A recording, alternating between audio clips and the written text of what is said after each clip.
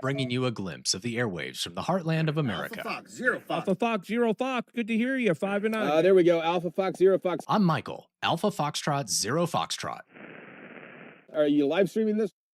Hey, good morning, everybody. Welcome to another live stream of Heartland Ham Radio. My name is Michael. My amateur radio call sign is AF0F, Alpha Foxtrot, Zero Foxtrot. I'm coming to you live today from my home QTH here in Kansas City like we do most Saturdays. I appreciate you hanging out with me today. Today is the Virginia QSO Party, so there's another state QSO party that's going on, so we'll be doing that. It just kicked off here just a couple of minutes ago. We'll also be hunting Parks on the Air activators, so these are folks that have gone out and they're operating their amateur radio equipment within a park, and they're trying to make contacts with folks like us, so we're going to be doing some of that today. Band conditions are going to be kind of interesting today. We'll see. Some of the K values were up pretty high yesterday, so we'll see what shape the band is in. Might be a little bit like last week where we had to find most of our folks on 40 meters during the day, but we'll see what we can find.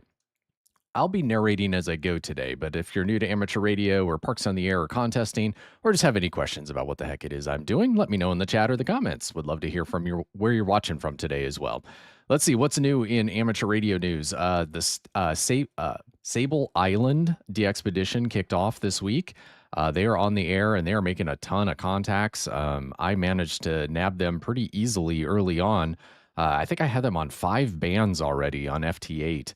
So if you're in North America and you're looking to make contact with a DXpedition, that might be a good one to do. They've been mostly CW and FT8 at the moment. And the one tip with FT8 is when they're busy and there's pileups going on, they are running in Superfox mode. So we can talk through that a little bit if anybody's got any questions. Let's see, I mentioned the Virginia QSO Party today, so we'll be doing some of that today. Hopefully we can get some Virginia folks on the air. We'll see how band conditions are today. I don't know, 40 we might be able to get some folks. We'll see.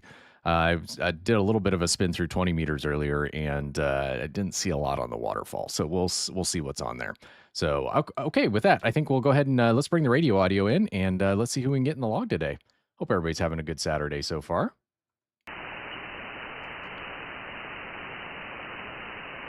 And I had my speaker on before, so I need to put this into my headphones. There we go. All right. Hope everybody's having a good Saturday so far. Hey, I see we got Kyle in the chat already. Good morning. Good morning. How you doing, Kyle? Hope you're having a good Saturday so far. All right. We had somebody spotted here a little bit ago. Bring this audio up in my ears a little bit here.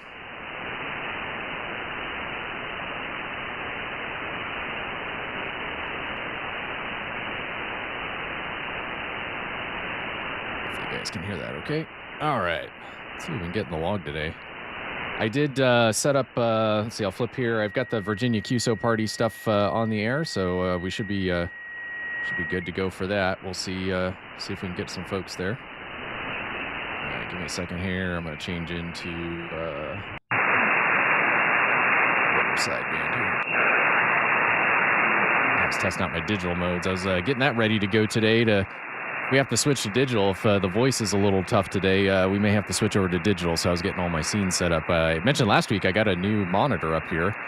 So I am kind of wrapped in monitors a little bit, but with all the streaming stuff and all the radio stuff and tabs and spots and chat and contest software, I needed a little more real estate here. So I had to kind of rearrange my layout for digital mode. So we'll see how it goes. Let's see. Kyle says, so far having a good Saturday. Okay. I think my spots issue may be related to port forwarding on my router. Perhaps. I think, so I was chatting with Kyle a little bit this week. He's got a club that's got a flex that he was remoting into, and he's having trouble with the spots. And so we were kind of talking through that a little bit. Yeah, it's possible. I'm wondering if, I would have thought with the radio, it would have handled that piece. But maybe the spots get sent to the remote flex over a different port. I'd have to look into that, Kyle. But I think you're probably onto something there for sure. Let's see. Whiskey 8 India Tango Charlie's in the chat. I need to get myself back into radio mode instead of just sitting and looking at it. No worries. That's all right. You're always welcome to hang out with us here and play radio. So I'd be up here anyway. That was kind of one of the reasons I started this channel. It's like, I'm going to be up here playing anyway. I might as well hang out with some cool people. So I've met so many cool and interesting people, and just the contacts and community that have been built kind of through all this has just been incredible. So I see a few spots here on 40 meters for folks. Let's see, I have this. Yep, I have this set to single sideband. DX. I'm probably not going to get DX on 40. Probably not today anyway. There's somebody in there.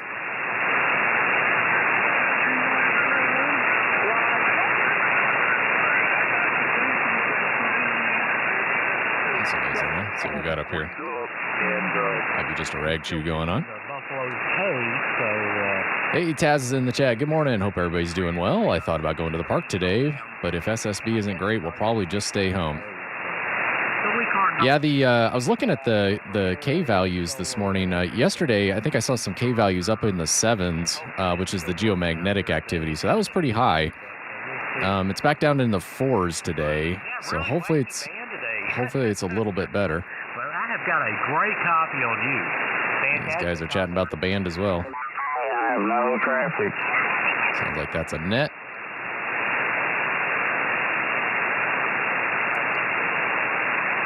Anybody gotten Sable Island yet? The DXpedition? It's Charlie Yankee 0 Sierra. Boy, after all the hours I spent hunting Bouvet Island, wow. I mean, I know the proximity and geography is so much different, but man, I managed to nab them pretty easy. The other thing that kind of helped too is I had done Superfox mode before, and I saw a lot of people struggling with Superfox mode on FT8. So if you haven't done Superfox mode, you're going to want to check into that. You can tell they're in Superfox mode. If you can audibly hear them, it'll sound what I described to one of my contesting club friends that I helped out this week get his Superfox up and going, is it sounds like R2-D2. So if you kind of hear that R2-D2 sound, they're probably in Superfox mode. The cool thing about Superfox mode is for a DXpedition to run in Superfox mode, they have to have a digitally signed certificate, and that prevents pirates. So if you actually work them and decode them, the signature has been validated, and you're actually working the legitimate station that has the certificate. And I know Bouvet and stuff had problems with pirates. Now, the downside to Superfox mode is it is not quite as sensitive for weak signal as regular FT8 is. So I think like regular FT8, you can get down into the -20 signal to noise ratio. I think Superfox is like around -15. Don't quote me on that, but it's a little bit less than what it is with raw FT8. But they can work 6 people simultaneously in Superfox mode. So I regularly, when I got them, I think I got them all in Superfox mode. They were running regular Foxhound on one of the bands for a little bit. I think they had like 3 or 4 streams going. I can't remember what band that was. It might have been 17 meters. But then, you know, the pileups kind of started, and then they switched into Superfox mode. So it's really cool because you'll see them be able to, you know, they're working like 6 call signs simultaneously. So that's pretty cool. So we can check that out. But yeah, they've been very active on FT8. I think they're starting SSB today. I saw a post online. I can't remember if it was DX World or one of the DX sites, or they were saying they were planning on starting single sideband contacts today. So that could be kind of fun. We'll see how the band conditions are and if we're able to get them. The cool thing is being here in North America, Sable Island, which is just off of Nova Scotia, is fairly easy to get. Even if you have like an NVIS antenna, you don't need like a super beam or super high power to get them. So awesome. Charlie Yankee 0 Sierra. So Golf 7 Bravo X-ray uniform says Charlie Yankee 0 Sierra is good into the UK on 12. Awesome. That's good to hear. Let me see. I was watching their Club Log stream. They've got a live stream going on Club Log. I will put this into the chat so you guys have it. If you check out that Club Log live stream, it shows what bands they're on at the moment. So it looks like they're working CW right now on 30 and 15, and they've got data going on 20, 17, and 12. I tried yesterday to get them on 12. I could hear them. I just don't know if I just wasn't getting to them or they weren't hearing me. I couldn't get them on 12, so we'll maybe try that today. We'll see how it goes. definitely, I don't know. I would put my difficulty to get Bouvet at probably a 10 out of 10. This one, for me, I'd probably put this one, maybe just because it's Superfox, a little, maybe 3 out of 10. So it was pretty easy for me here in at least the central part of the USA to get them. So, but you can see a little map on that link on Clublog where they're working people. And so it kind of lights up. Looks like they're working a lot of EU right now. A few folks in the USA, but you can kind of see what modes and bands they're on at the time. Let me see real quick. Let me switch. Let me just see if I can make this so you can hear it real quick. Hold on a second. I'm going to grab their frequencies. What frequencies are they running on 12? 12 is 24, 9, 11. Okay. Let's see if we can hear them. Did I hear them yet? I was trying to see if I could get that R2-D2 sound for you. Yeah, 12 hasn't quite opened up here. I'm not hearing them.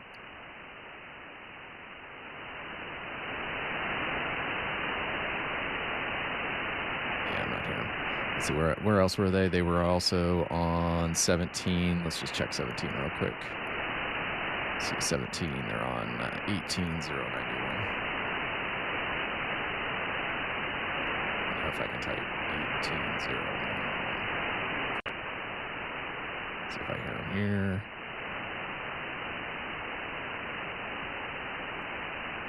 They're on 20 meters too. 20 was not in great shape for me. Oops, okay.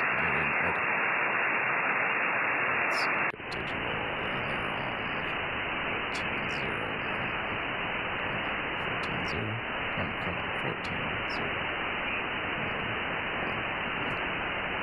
See if we hear them.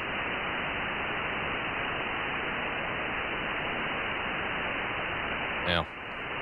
Bummer. That didn't make for a great example. I was kind of hoping I could hear them, but we'll try them. We'll try them and see if we can hear that for you. All right. Let's see if we can get some POTA folks in the log. We did not have much luck last weekend. Got some folks spotted here. I didn't even hear BSR, Black Swamp Radio Group. I didn't even hear them this morning. We didn't even hear Delta Foxtrot last weekend. We can always hear them. Hey, we got Kenny in the chat saying good morning. Good morning, Kenny. Thanks for joining us. Let's see, Bravo X-Ray Uniform says they received but didn't 73 start over. Are they in Superfox mode or are they in regular Foxhound? I couldn't hear them yet, so I couldn't tell. Usually you can tell by the sound.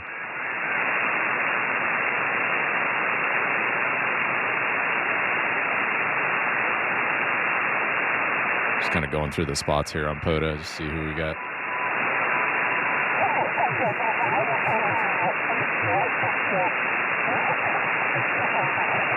There's some activity here on 40. I'm just not hearing much POTA here.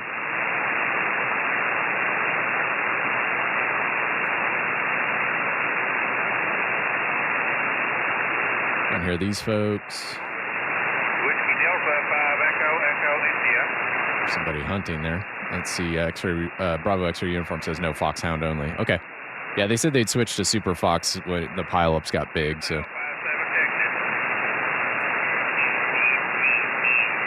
Heard a hunter there. I didn't hear the activator, though.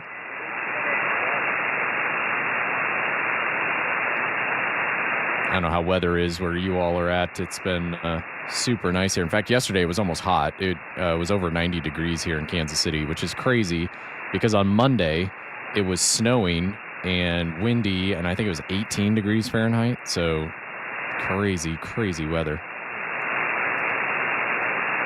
Ah, nice. Got them on 20 and 17 today and 30 and 40 as well. Yeah, I got them the first, let's see, I nabbed them on 30 meters first.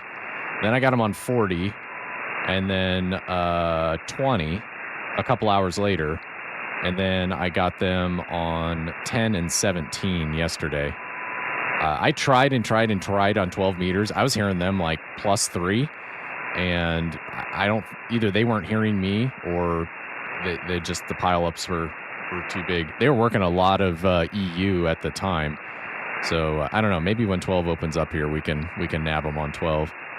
But I was just so excited to get a DXpedition after all the work and hours put into like Bouvet. Man, that was wild. I got them one time. That's fine. It was an all-time new one for me. But yeah, that one was tough here from North America. Unless you had a pretty monster setup. I wouldn't say a monster setup. You needed some power, and if you had a directional antenna, that helped a lot. A lot of the guys in the contest club got Bouvet long path. Many of them that were struggling to hear them short path would swing their antenna around 180 degrees and get them long path. I know several guys that worked in CW. They had better luck long path to Bouvet.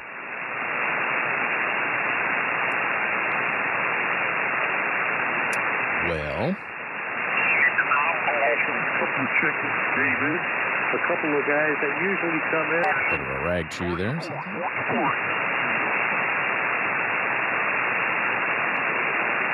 Let's swing down and try 20. 20 was tough last week. Finally came around a little bit, but all right. So we got somebody on. We got 14, 267. Just run through the spots here.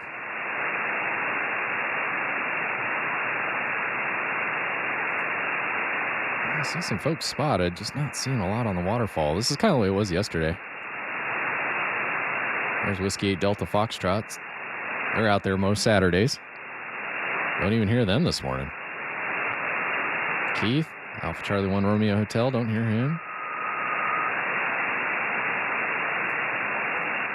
Yeah, I'm not seeing much of anything on 20 right now.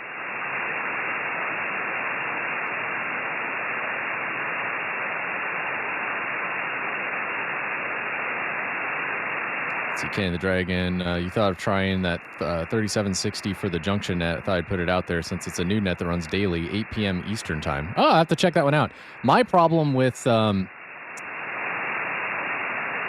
let's see, is that, are they on 80 meters? 3760, I'm assuming that's voice 80 meters. I don't have a regular 80 meter antenna. I put up an NFED for contests and things, and I'll probably do that next weekend for the WPX contest. But I don't have a regularly installed 80 meter antenna, so 80 is a little bit tough for me unless I take a little bit of time up front and do that. But I have to check that out. If I have the antenna up for the contest next weekend, I'll have to check that out. Let's see. Bravo X-Ray Uniform says, got 3 Yankees 0 kilo on 11 slots. That's awesome. Fantastic job. I think EU had a little bit better pathing and propagation.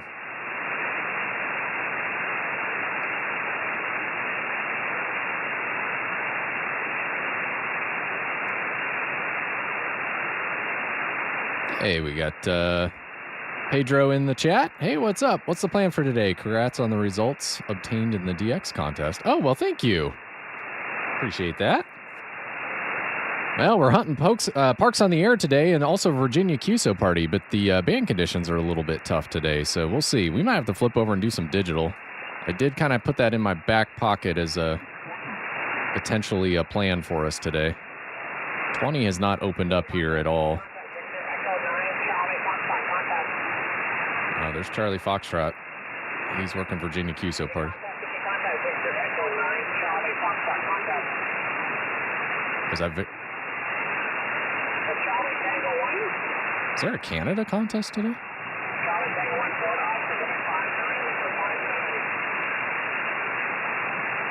Oh. I hear him. That sounds like Stu. He's got a big station. I can barely hear him.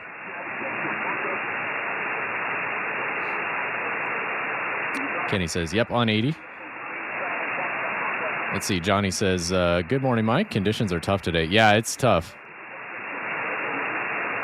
I think Stu's the only one I've heard anything on.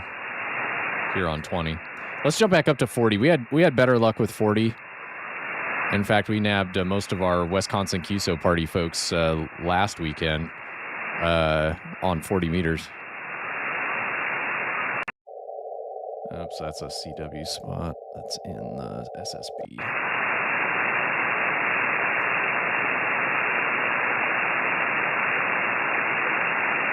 Let's see what we got up here. We'll just kind of spin the dial here.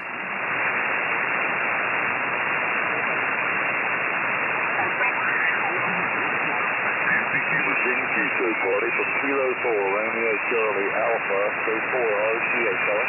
Kilo 4, Romeo Charlie Alpha. Check out that call sign. Now, Virginia QSO Party is a serial number. It's a little bit rare for a QSO Party.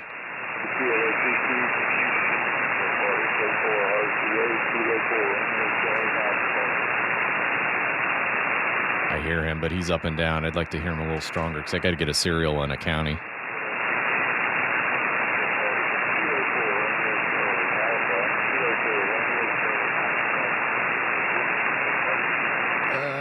It's fading away on me.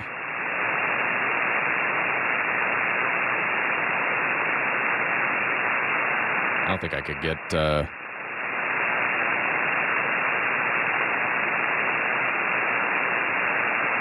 We could try it, but...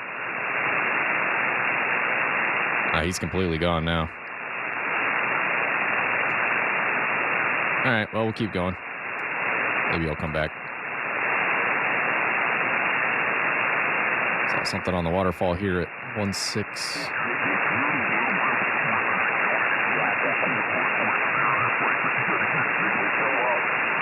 Are you actually inside the live area, or up that way? Yeah, we'll stay away from 7,200. Birdie there.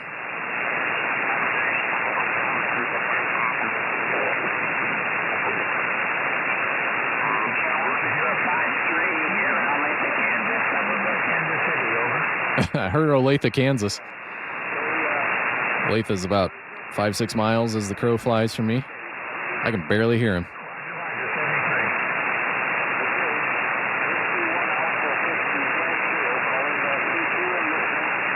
That's Whiskey 1 Alpha 0 stroke 0, I think.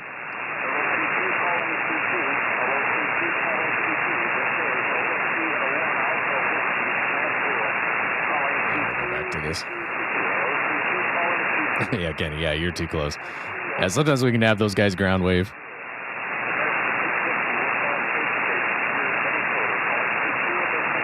All right. Boy, man, 40's rough here too, guys.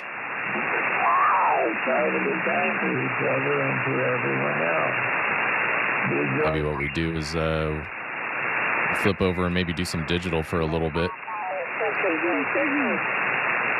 Until the bands open up a little bit better here.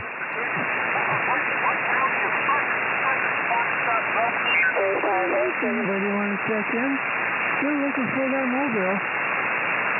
There's the net. There's some folks up here. I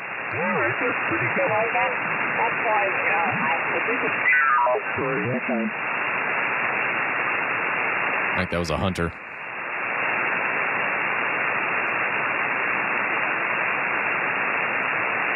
Roger, Roger. Got you a 5-9 Tennessee. All right, so I'm hearing Tennessee pretty well here on 40.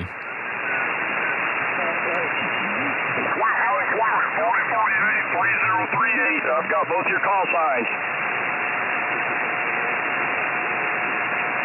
Another hunter.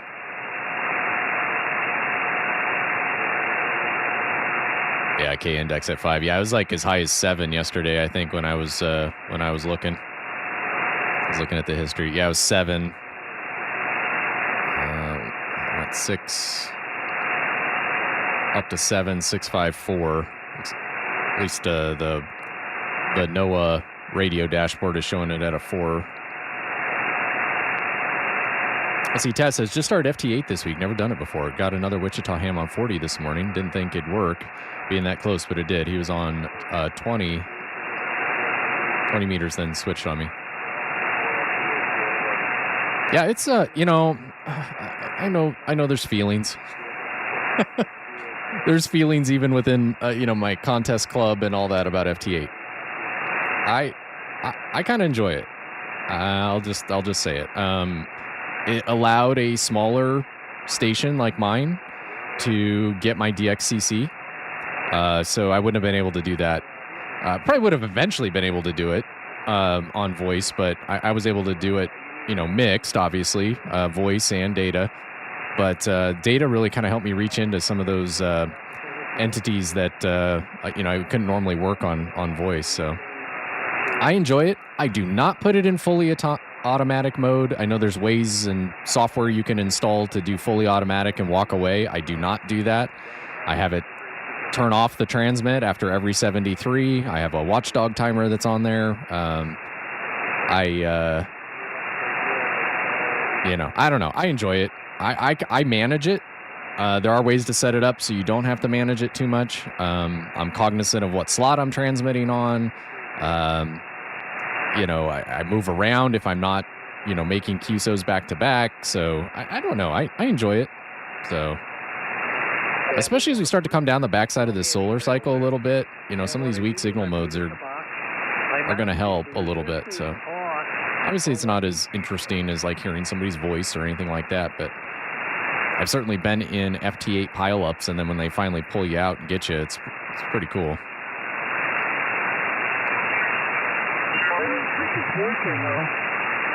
There's a big signal down here.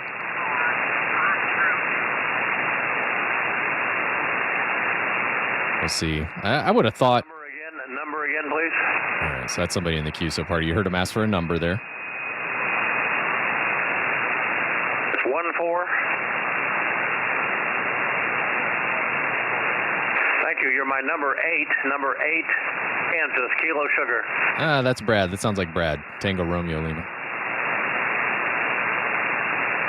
He's just down the road from me in the contest club with me. He's got a nice setup.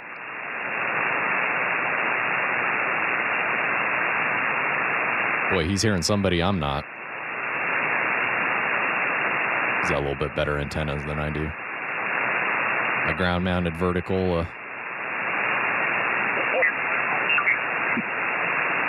am so glad that I've learned and to trust him.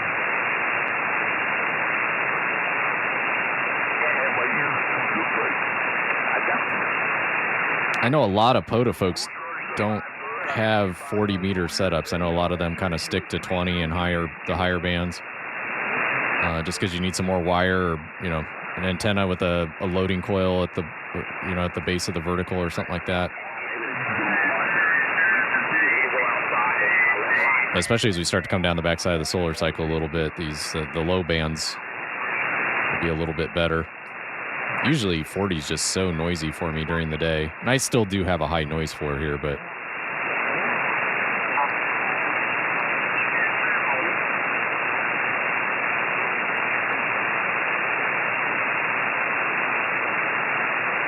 let's see. We'll just kind of park here. I see some shading on the waterfall.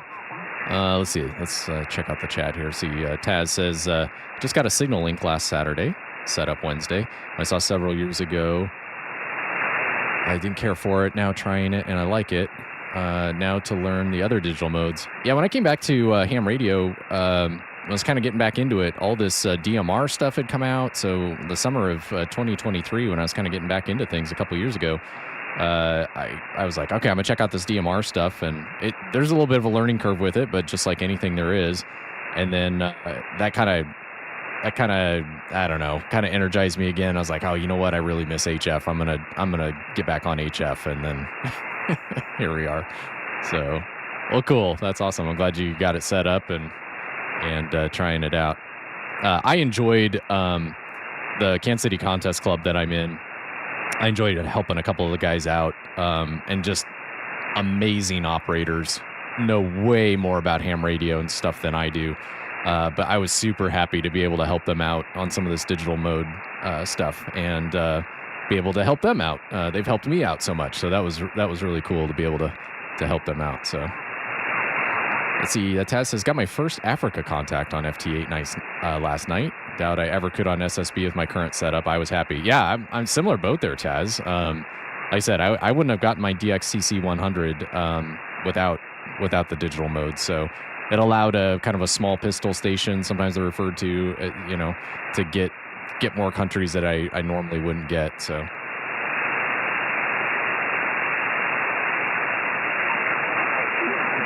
Maybe what we'll do is, I'm starting to see some more folks here. We'll see.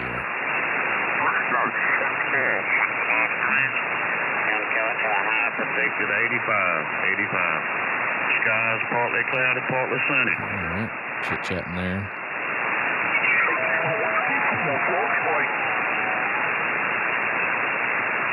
Virginia's kind of, for me, is going to be kind of in that weird spot. I heard that one station, but they kind of faded out. Like 20 would be perfect if it's open.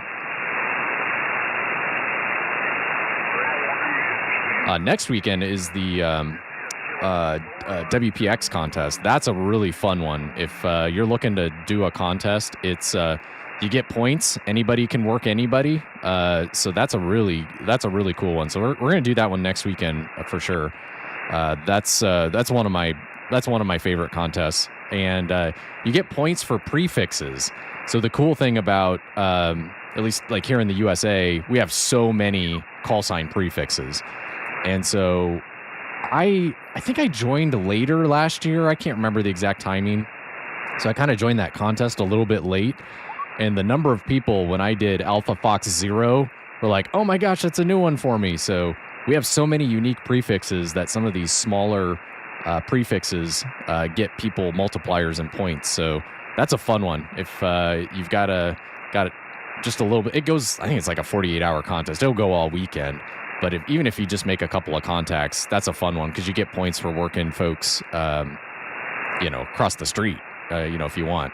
So you're trying to get just prefixes. So that's a fun one.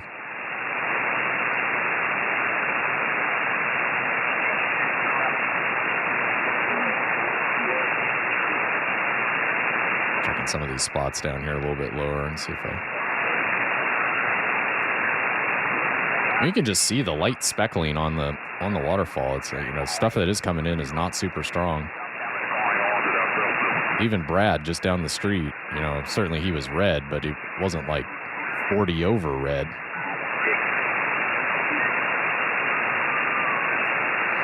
Just kind of spinning here a little bit.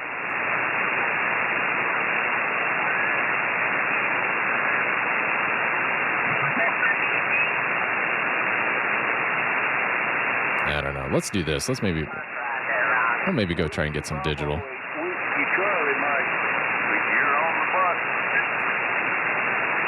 There's some folks up here a little bit higher.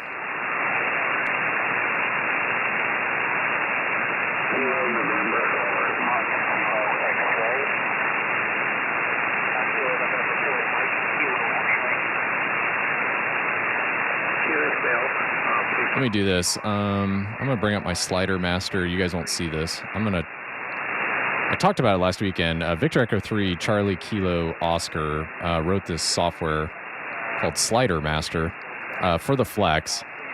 And let me show you this. So I'm using the Maestro, which is the external display for the Flex. I tapped the wrong thing here. I wish I could lock that so it stays on power output. If I bring this up, I have a Plus subscription, and with the Plus subscription and the 8000 series radios, I have a whole bunch of advanced noise filters. So you see, you got the regular noise blanker, noise reduction, automatic notch filter. You got all these filters, and some of these other ones up higher, you can toggle on and off. Well, on the Maestro, you can turn them on or off, but you cannot adjust the level yet. I'm sure they're probably working on that. But Victor Echo 3, Charlie Kilo Oscar wrote this software called SliderMaster that allows you to adjust, how much noise reduction is in there. So there's one that's called NRS, which is noise reduction speech, I think it is. And what it is it's a, you could get into linear algebra and all this stuff, but there's basically this advanced math that does kind of a noise reduction technique, but it's optimized best for sideband speech operation. So I'm going to see if I can maybe start to pull some of these folks out and turn a little NRS on here. I'm going to toggle it on. It's going to go probably super high, and then I'm going to bring it back down. We'll see if we can maybe pull somebody out here. Let's see what this sounds like. Here's the NRS. Okay, so there it is engaged at 100%, and I'm going to start to bring this down here.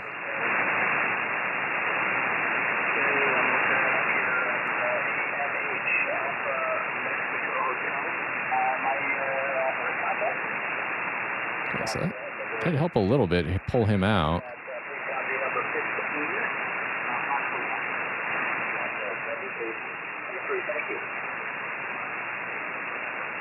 The higher the value is, you'll start to hear more of the DSP artifacts in the audio. Yeah, see, I'm going to turn this off and you'll hear it without.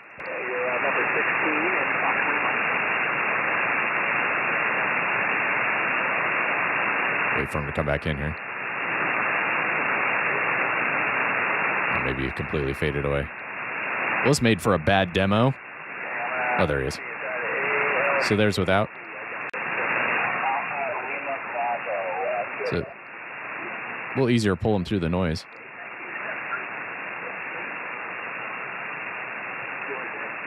So anyway, we'll kind of play with that. That might be our friend a little bit today.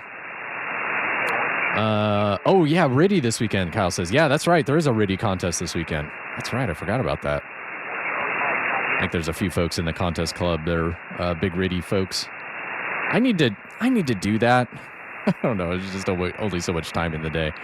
I've mentioned this before. I need to take some time and learn the RIDI stuff. Hey, we got Jared in the chat. Good morning. Bands are rough once again. Yes, they are. This is a repeat of last Saturday for sure.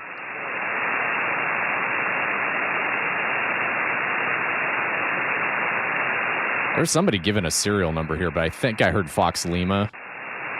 So I think he was hunting folks.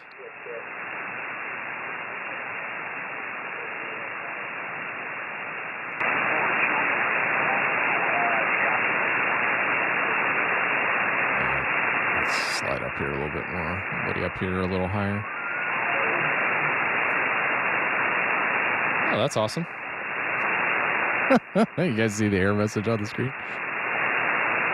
An error has occurred that requires the restart. All right, let's see the error here. Unhandled error. Awesome. You know, it's just that kind of day. There's no way to get rid of this. I'm going to have to reboot it. All right. It's going to drop out here, guys. Hang on a second. All right. We'll reboot. You guys will get it. I'll leave the screen up so you can see this thing boot. That's weird. I've only had that happen maybe once or twice, but it was when I was dinking around with it. So anyway, we'll see. I think we'll switch over once this reboots back up. I think we'll get the digital mode set up, and we'll do a little bit of digital hunting. Let's check out the spotting page. Let's just see any folks on data today. All right, we got some folks on 20 meter FT8, 30 meter FT8. And 40 meter FT8. So yeah, there's definitely some activators out there doing digital mode. So give this a second to boot up. And I promise the FlexRadio logo is not sideways on my display. It's correct on the display, but since I'm sure it's just a computer that's booting inside, so it is sending a different signal to a different output. So once it boots up, it's fine.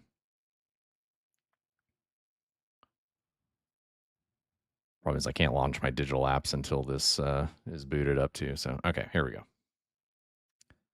We'll reconnect and we'll be back in business here.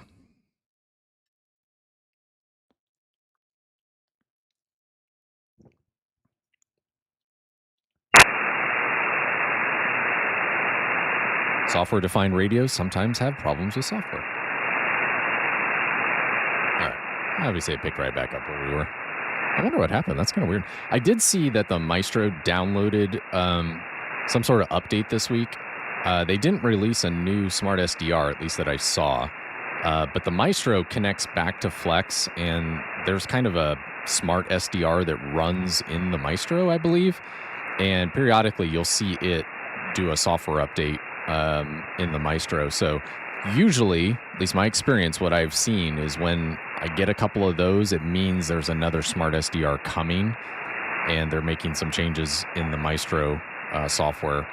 But I can't control the software in the Maestro. I can control the software on the radio itself and the smart SDR, but I can't control the software in the Maestro. It's all done by Flex. So maybe something in that update triggered a crash or something. All right, let's do this. Let's set this up for digital. Give me just a second here.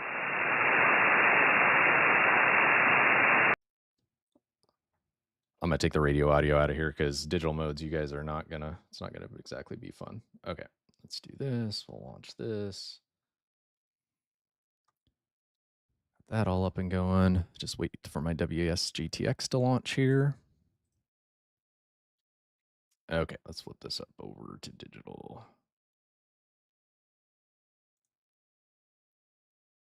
Hey, it worked. Okay. And I've got the radio audio muted to you. I'm going to unmute, but just lower this in my ear just so I can kind of hear the tones and things that are going on. So, all right, let's do this. Let's go check out 40 meters FT8 here. Why is this still on lower sideband?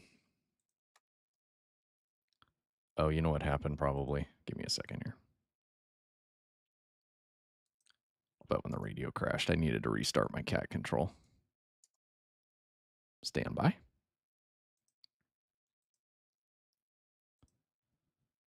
Relaunch this. WSJT-X isn't happy. Okay, retry. Okay, we're back in business now. Okay, so now if I click this, this should do this. There we go. All right, I will unmute this so you can kind of hear. If you've never done FT8, this is what it sounds like. Very uninteresting, but just tones. So there's 2 time slots. There's kind of an odd and an even time slot. So this is all alternating in 15-second intervals. All right, so if you guys got any questions, let me know. I don't want to assume everybody's done this before. Okay. So I have that just kind of playing low in my ears. I like to kind of hear, make sure I'm not distorting or anything like that. But you can see here, CQ POTA, Kilo 1, Romeo Alpha Hotel is there calling CQ POTA. So I'm going to wait, see if he calls again because we were kind of already out of that time slot. So you can see here, WSJT-X on the left pane puts a timestamp in here. And if you're watching on a small screen, this might be a little bit hard to read. But if you have a larger monitor, you should be able to see it. If not, let me know. I can maybe try and zoom this scene a little bit better. All right, let's see who we can see any CQ POTAs here.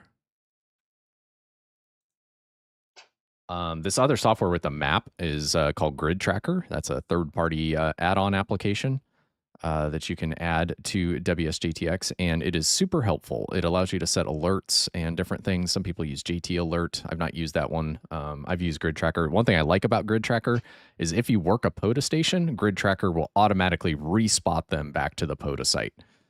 So that's one thing that's kind of nice about that. So, all right, I've got an open slot. So if you've never done FT8 before, this can look a little overwhelming at first. But what I do is I've got the waterfall graph. Some people put it on top. Some people put it on the bottom. It's a floating window. You can put it wherever you want. I do it at the bottom. I'm used to seeing my waterfalls at the bottom of my display, so that works for my brain. You see there are 2 kind of sideways brackets. One is red and one is green. The red is your transmit slot and the green is your receive slot. So what I usually do is when I'm coming in and starting operating on a digital mode, what I will do is I will come in here and I will let a couple of decode cycles happen. So these, you see here, there's a progress bar in the lower right that is advancing in 15 seconds. It will reset and come back down. And then you'll see decodes. So this is like the decoding that is happening during that time slot. So these are the people, I've got this filtered on CQ. And CQ is anybody that's calling CQ. If I uncheck this, when this next decodes, you'll see everybody's traffic. Well, if you're on a busy band like 20 or 40, this can get kind of overwhelming. But you can see the other conversations and exchanges that are going on here. I like to just do CQ only. That allows me to just see folks that are CQing. The colors can be set up to mean different things. The colors can be set up to mean a new grid. In this case, this orange one is a new grid for me. It pops up in orange. So Kilo 5 Hotel Juliet Alpha is a grid I do not have. So that one comes out in orange. If I've worked the station before, it's in green. If I have not worked the station before, but I have the grid, it's in blue. So that's kind of the layout of how that is. So see, Taz says, I just added Gridtracker yesterday. I do not have the lines like you have this morning. Oh, okay. Let's see here. You can toggle that display, Taz. So on the right-hand side, I've got it trimmed a little bit, so you're only seeing the map. You can toggle the layers. You might have spots turned on or something like that. Let me toggle this into spots mode. They did an update recently. You used to be able to see, I've got this set for people. So the grids are colors of people I'm hearing. I've got the POTA layer on here too. So if it's the tent with the tree that you see here, let me zoom into one of these. If it's the tent with the tree, that means it's somebody on this band. If it's a tree, it means there's somebody there, but they're on a different band or mode. So that's kind of the difference. And then you get a different icon once you work them. You can toggle this spots on. I haven't transmitted yet, so nobody's reporting my spots. So I'll show you that in a second, but you can kind of toggle that. In one of the later updates, I cannot have the spots and the squares and the lines at the same time. So I don't know if that was like causing some problems or what. But there's all sorts of layers and stuff you can turn on here. The one thing I would recommend is if you're it gets a little bit crazy here, but if you're going to connect WSJT-X to multiple applications, let's say AC log and Gridtracker, you have to use what's called a multicast address.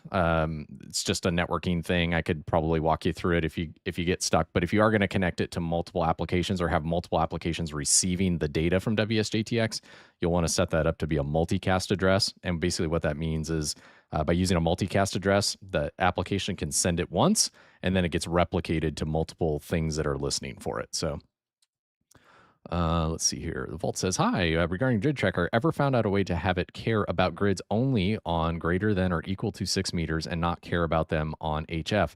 Involves a lot of clicking on and off. You know, that's a great question. I don't know as if I've ever done that. I'm wondering if you could maybe have a different log file or something for just 6 meters. Yeah, that is a lot of clicking on and off, Vaults. I have not done that. I'd have to think through that a little bit. That's a great question. Let's see. Fox is in the chat. Good morning from the Houston airport. What are you doing in Houston, Fox? Hopefully you have safe travels. I'm assuming you're traveling if you're in an airport. So appreciate you jumping in and saying hi. Yeah, Taz, thank you for the help. Appreciate it. Yeah, absolutely. If you get stuck, let me know. Shoot me an email. Happy to talk through you with it. Talk through it with you. What I can do here, let me pull this up. I've showed this before. I've had a lot of people reach out. I should probably just do a video on this, but give me a second here. I'm gonna bring up a different window here. I will show you how I have this set up here, and then let me do my. Okay, let me switch to this. Okay, so this is a diagram of what I've got set up for my kind of networking and logbook software. You can see here at the top, I've got my antennas, I've got my Maestro, I've got my home network, I got my laptop. The piece I wanted to show here is the multicast address. So since I'm connecting WSJT-X, which is in the globe icon square down here, and I'm trying to connect that to both amateur contact log and Gridtracker, I use this, it looks like an IP address, but it's in a certain range. This 224.00.10 is a multicast address. And so I configure these 3 applications to be listening and sending to this multicast address. And then when I complete a contact in WSJT-X, it can send that to both Gridtracker and AC log independently. Now, you can set up Gridtracker to send it to AC log. So just like any amateur radio software, there's tons of ways you can configure it. This is just easier for me to have set up because there are times where I maybe run WSJT-X and I'm not running Gridtracker at the same time. So by just kind of configuring that to send whatever I've got up and listening and configured is what's receiving the traffic from WSJT-X. So I don't know if that helps or not, but it just kind of shows my setup. I use AC log, the N3FJP AC log is the center for all of my logging. From there, then I upload it to QRZ, Logbook of the World, Club Log. I've got a connector here for WRL, and then obviously Gridtracker sends the POTA spots directly to POTA. So anyway, that's kind of my setup and what I do. But if you use this multicast address, you can connect WSJT-X to multiple applications. All right, let's go back to digital here. Let's see what we got. I'm going to zoom in a little bit so you can kind of see these time slots a little bit better on the display. You can see the individual squiggly lines. Each one of these is 50 hertz wide for FT8. So this is 3 kilohertz in total. So this is the same amount of bandwidth as a voice channel would be for sideband. And you can see how many different conversations are going on in that slice. So FT4 is a little wider. FT2 is even a little wider yet. So, you know, as you go up in some of those other digital modes, they're faster, but the signal to noise ratio that's required and the bandwidth required change. So let's see. Fox says, flying home from Arizona. Did you not see the spots? I did not do any POTA this week. So apologies there, Fox. I did not. So, well, that's awesome. I'm glad you got some parks in Arizona. That's pretty dang cool. Let's see. We got Kid in the chat sending a wave. Hello, Kid. Hope you're doing well.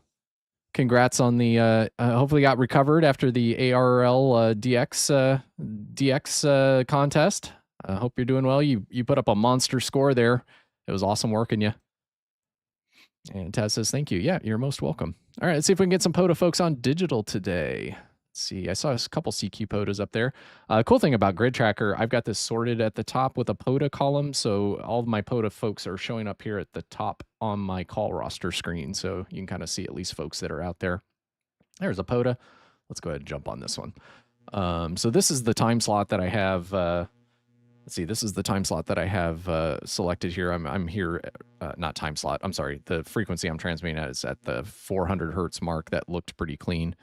I'll just kind of watch that and see if we can continue to hold that. We'll see if we can work Kilo Echo 8 Whiskey Sierra India on digital. Now, all I did to work him is I just double clicked the CQ and you saw it come over here to the right. There you go. It came back in red. He sent me back a +6. I'm sending him back a -8, which is how I heard him. And we are transmitting that back to him. And if he hears me, he'll send me an RR73 and I'll send him a 73 back. Depending on who initiates the conversation first, WSJT-X will sequence this stuff automatically for you. So this auto sequence right here, you can see it's working down through these standard messages in an FT8 exchange. So he sent me an RRR, and then I'll send him back a 73, and I've got a log pop-up window here that says that I'm putting him into my log. You can auto log if you want. I have it pop up to confirm the log, and then I will come in here, and I'm just going to edit this and put it in as a POTA, and he was US 99457. And if I go back to the POTA spotting page, let me find where he is at. Just want to make sure I get the state right. If I reload this, you guys can't see this, but if I reload this, yeah, he's checked off for me, and he is working in Ohio. All right, US Ohio. All right, so I got him in the log. So I got him in my AC log, so. All right, I'll minimize that. Let's see if we can get some other POTAs here on digital. So this is kind of how FT8 works. If you got any questions, certainly let me know. See, Kid says, it was fun. Lots of work needed. Needing low band antennas, 40 and 80. Hurricane Melissa took those down. Oh, bummer. Well, you did even if you say you're needing some work on there, that's still an incredible score, especially if you were hindered a little bit on 4080. Let's see. Kid says, I'm thinking of CQ WPX next week, but probably not, given I don't have a good low band antennas and the multiplier structure. Well, you can give it a go. I'm going to go ahead and do it. It's a fun one for me because anybody can work anybody. So even if, there's one band somewhere open, I will probably string up my 80-meter NFED next weekend. I don't have a permanent 80-meter antenna, but I'll probably string up my NFED next weekend. We'll see how that, we'll see kind of how the weather is and what that's looking like. But yeah, I think especially with the kind of coming down on the backside of the solar cycle a little bit, the low bands are going to start to get better than the high bands more often. Let's see, Kid says, let's see, I might stick around Iowa and do a single band maybe. Nice. Oh, yeah, absolutely. Do a single band and just work with what you got. No worries there at all.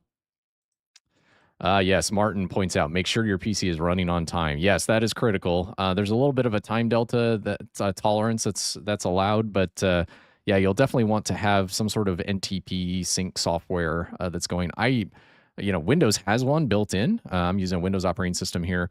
A lot of operating systems now have a time sync that's built in. I found that that drifts too much. It drifts way too much. So you probably need a network time synchronization client or something running. I use an open source one that's called, let's see, what is this called? This is called the NetTime.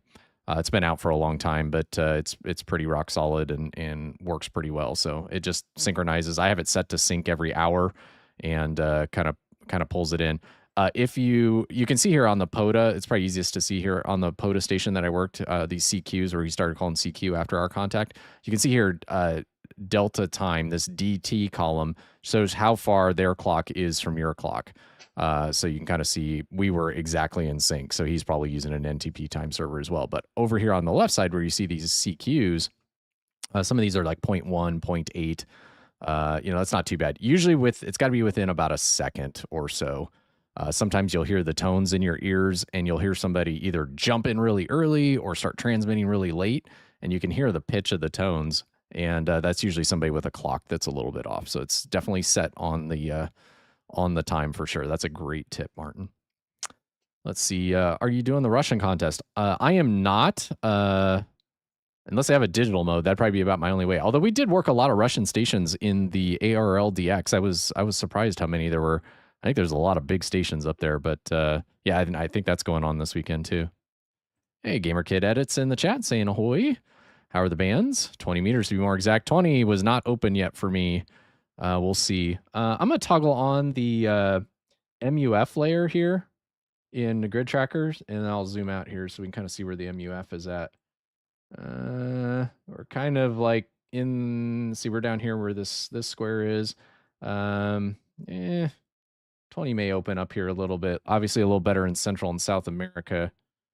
But yeah, you can kind of zoom out and see the state of the globe. So yeah, it's just a little bit tough with those K indexes where they're at. That's a little tough. So where's the aurora probability? A little bit of aurora there. So we've had some geomagnetic activity. It's come back down a little bit from the peak yesterday, but that's another nice thing about Gridtracker is you can kind of toggle some of those things on and see some of that info. All right, we got several CQ POTAs. I think these POTA folks are seeing the same thing. All right, I'm going to slide down here to 350 on my next cycle because looks like somebody came up in that 400 slot. So you can see here I'm moving my red. You can do this with mouse clicks as well, but I'm just adjusting my TX here. So I'm trying to find this most narrow slot. I try to stick to 50 hertz increments. It just kind of keeps things clean. Not everybody does. You'll see folks that are in the kind of the middle here a little bit. All right, so Alpha Bravo 9 Juliet Tango got me. He sent me a -21, so I'm pretty weak to him, but he got me.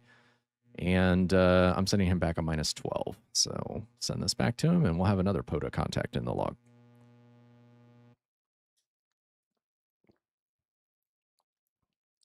Oh, the ValtS had the first DX 6-meter opening this year that reached my latitudes. Nothing new, but Fox Romeo 4 0 Ocean was peaking +21 at a few points. Oh my gosh, that's awesome. All right, so he did not hear my return. So you see he sent me back his -21 again. I'm going to send him back his -11, but somebody had come up on that 400 hertz slot, so that's why I shifted down to 350. So hopefully he can pull me out this time. But I'm -21 to him. That's kind of right on the edge, depending on what his setup is. A little bit on the edge of being able to pull me in. All right, I'll try one more time, then I'll maybe find another slot up here. Maybe I'll do 1850. I usually try 2 times on a slot, and then we'll slide up and find a new one. The problem is I cannot hear who's also using this slot when I'm transmitting in my time slot. So we'll see if he comes back. He's tried 3 times. That's probably more than a DXpedition would do. Usually it's a 2, and then you're done. All right, so he sent me again. I'm going to send him now at a different slot here. Different frequency. See, the thing is and why sometimes I'll move. I'll try twice and then move, even if it looks clear to me, because he might have a station that I can't hear that I'm on top of. And so, you know, adjusting your transmit frequency can sometimes net the QSO. We'll see here. He's trying.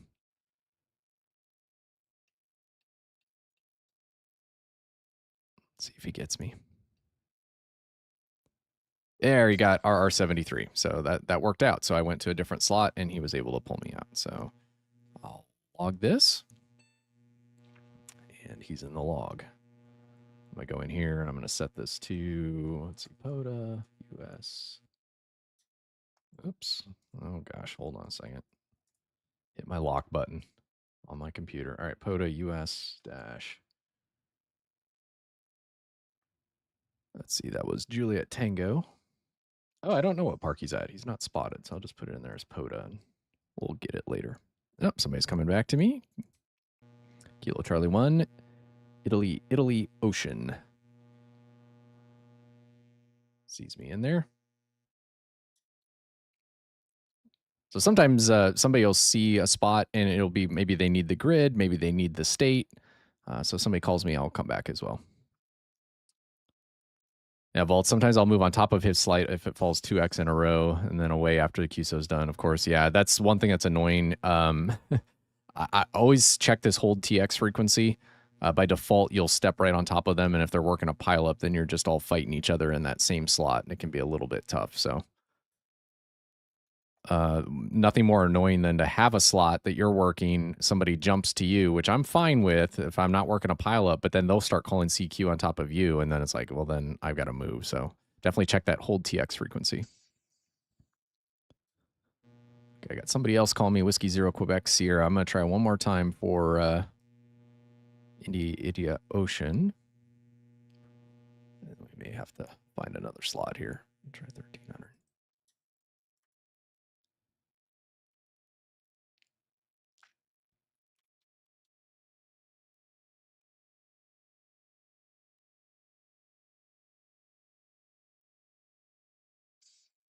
Okay, we'll try one more time on this guy, and then we'll move to Whiskey Zero Quebec Sierra. C-Taz says, he's minus 21 for me. Also, good to know about the transmit frequency. I did not know that. Yep, that's it's one of those things. I wish that was a default. That really, in my opinion, should be a default in WSJT-X's hold TX frequency, but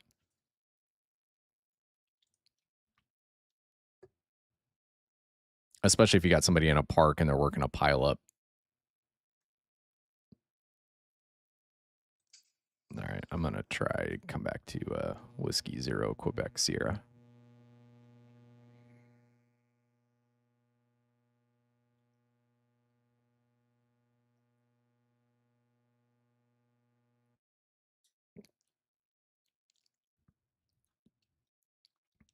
This is so crazy being on 40 meters during the day. Like normally it's just, that's the way it was last weekend too. Kid asked, do you ever activate POTA parks? I do activate POTA parks, although I have not activated since last fall.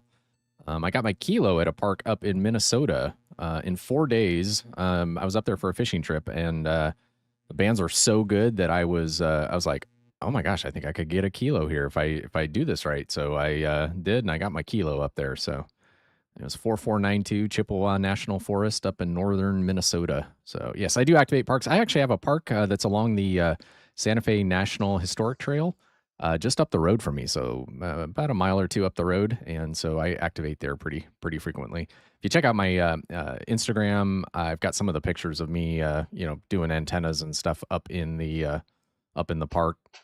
But yeah, I definitely hunt more than I do POTA activations, but I love to activate. One thing that's really cool is I like the POTA activation for me helped me in contests. So when you're kind of working a pileup and things in a POTA activation, that's good practice for contests. And it's kind of one of those things that, if you can practice that will help you later for sure, like in contesting and things. So just picking through a pileup and knowing how to do that is super helpful. But that's a great question. Let's see, Tess says, working him now, he's minus 16. Yeah, so a little bit of QSB. You have QSB on digital modes as well. So yeah, you'll definitely see up and down. I had that on Bouvet Island. When I did Bouvet, they'd come in for a few minutes and then be gone, and come in for a few minutes and then be gone. And so I think the longest I ever got them in a consistent way decoding them was like maybe 15 minutes, something like that. So see, ValtS, I see you've done quite well with Charlie Yankee Zero Sierra, missing only 80 and 12. I hope they start SSB soon. Yes, they're supposed to start SSB today. I can't remember if I saw that on DX World or a post. I think this morning when I woke up, I usually kind of scroll and check out the news and the Facebook groups. I got a lot of ham radio groups and stuff that I watch. I was kind of looking, and somebody said they were planning on starting SSB today. So we'll see. The band conditions are a little tough, so we'll see if they do that. They've been working a lot of digital modes. Let's see. Kid says, I haven't activated since about 2022. I've been driving around with the antenna since then. Yeah, one of the things I was driving yesterday, and I saw a sign for a state park that was just off the interstate, and I was like, oh man, I need to just grab my radio sometime and just exit off the interstate for a few minutes and see if I can go activate that park. So yeah, it's just off of I-35 north of Kansas City, between Kansas City and Iowa. So there's quite a few parks that aren't too far off of there. I was like, just, when you're in the car and you're, traveling, you don't always necessarily think, oh, I'm going to throw my ham radio stuff in here too. Let's see. SQLKC says, I'm outside trying to make progress on my DX Commander build. 900 feet. Radio's trying to get in the ground in Northland, Kansas City. Awesome. That's great. You have to let me know how your DX Commander goes. And definitely pro to get those radials in before the grass starts growing. Although I was looking at mine yesterday, and the grass is, I don't know, I almost need to mow already. It's crazy. Although the plants took a little bit of a shock from Monday when it was like 18 degrees here. Anything that was green pretty much is brown now. So there were several trees that were starting to leaf out, and they're all brown now. So we'll see. Hopefully they can make a recovery. Let's see if Walt says, starting DXpedition with massive digital modes seems a good approach. Gets first pileups down, lots of QSOs. Yeah, for sure. And they've been, I saw a picture of them for Sable Island they had Flex Auroras. So they were doing the Superflex, or Superfox mode with the Flex Auroras. So 500 watts, working 6 stations at a time. That's pretty impressive. So yeah, they kind of had them all stacked up, working multiple bands at the same time. So I think, let's see, where were they up to? I shared the link earlier in the chat. Yeah, they're up to 35,000 QSOs already, just in a couple of days, mostly digital and CW. So I do not see them spotted on phone yet today. Looks like they're on 10, 12, 17, and 20 digital right now, and then 30 and 15 on CW. Let's see, I see some EU on CW. I see some North America they're working on CW as well. So, all right, let's see if we can get some other folks in here. Oh, there's Virginia QSO Party. Can you do digital on Virginia QSO Party?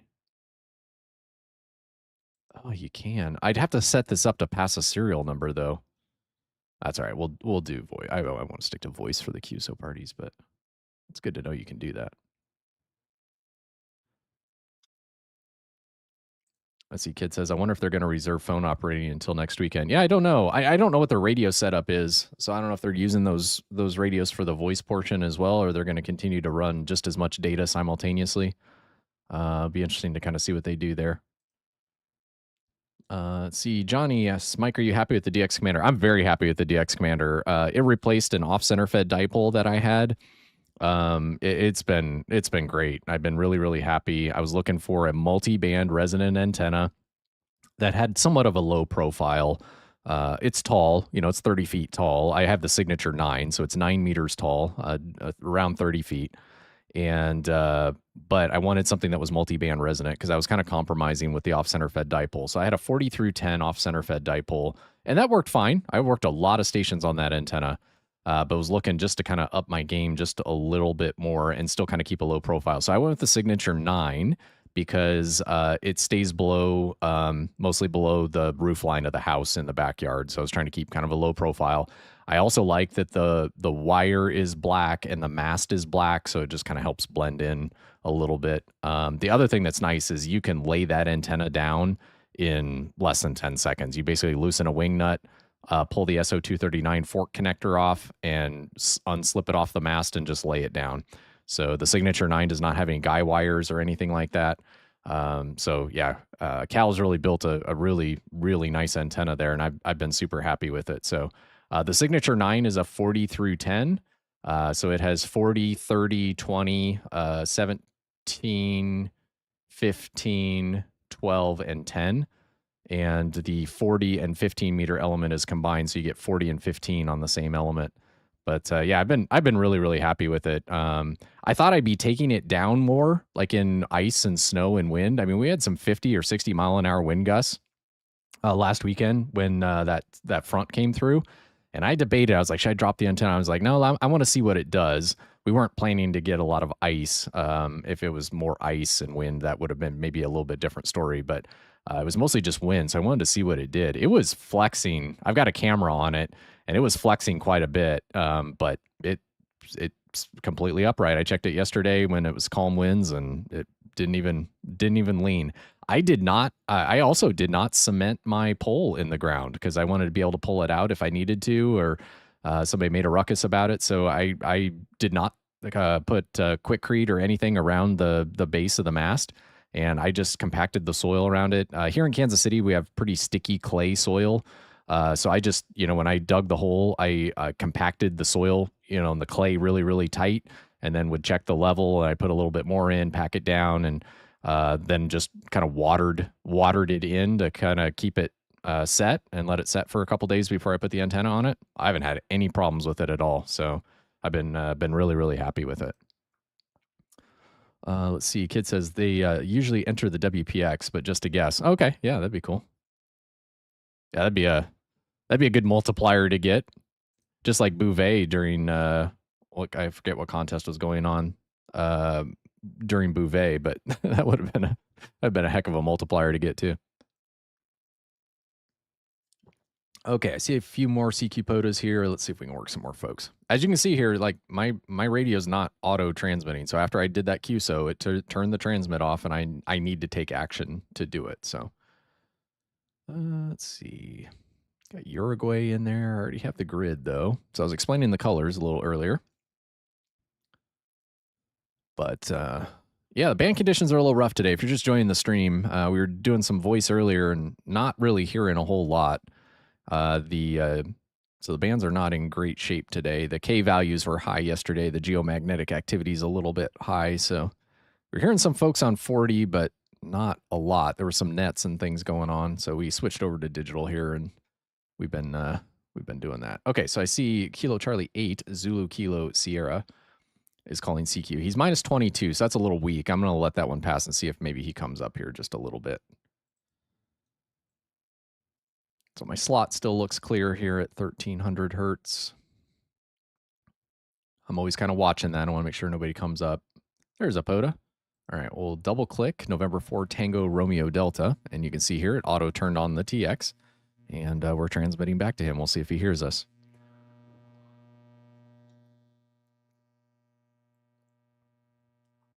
All right.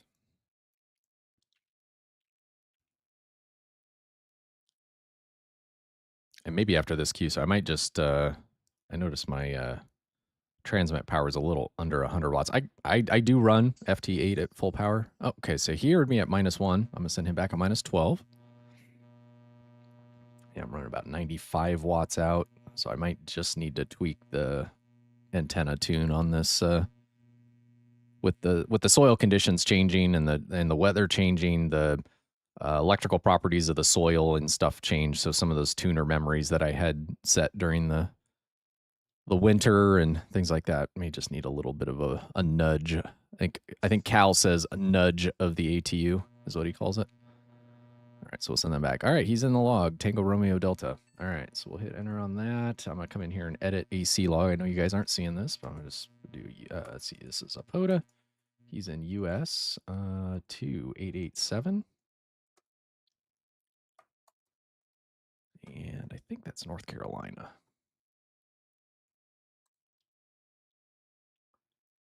The one thing you have to be a little bit careful of is in Gridtracker, the state that shows up is the state of the call sign, not the state of the POTA. So don't assume the state being Ohio here or North Carolina here is actually where they're at. So I was kind of checking the POTA spots page earlier to kind of see where things were falling. So let me see where Tango Romeo. Yeah, he's actually in South Carolina. So this park is in South Carolina. So I'm going to change this to South Carolina. South Carolina. Now, the cool thing about WSJT-X and the digital modes is they will send their grid number usually. It's default, I believe. And so the grid that it passes to AC log will be correct. Unlike voice, if QRZ fills it in, it assumes their home grid. So let's see the ValtS. I wonder if the FlexRadio can do 500-watt digital modes. I also did not understand if the 520M actually has 2 transmitters. Not that I can afford them. The 520 does not have 2 transmitters. It is a single transmitter, just like the 8600 that I have. It's a single transmitter, but it does have 2 of the spectral capture units, so you can do up to 4 slices simultaneously. So I believe it's similar in that it is just a single transmitter.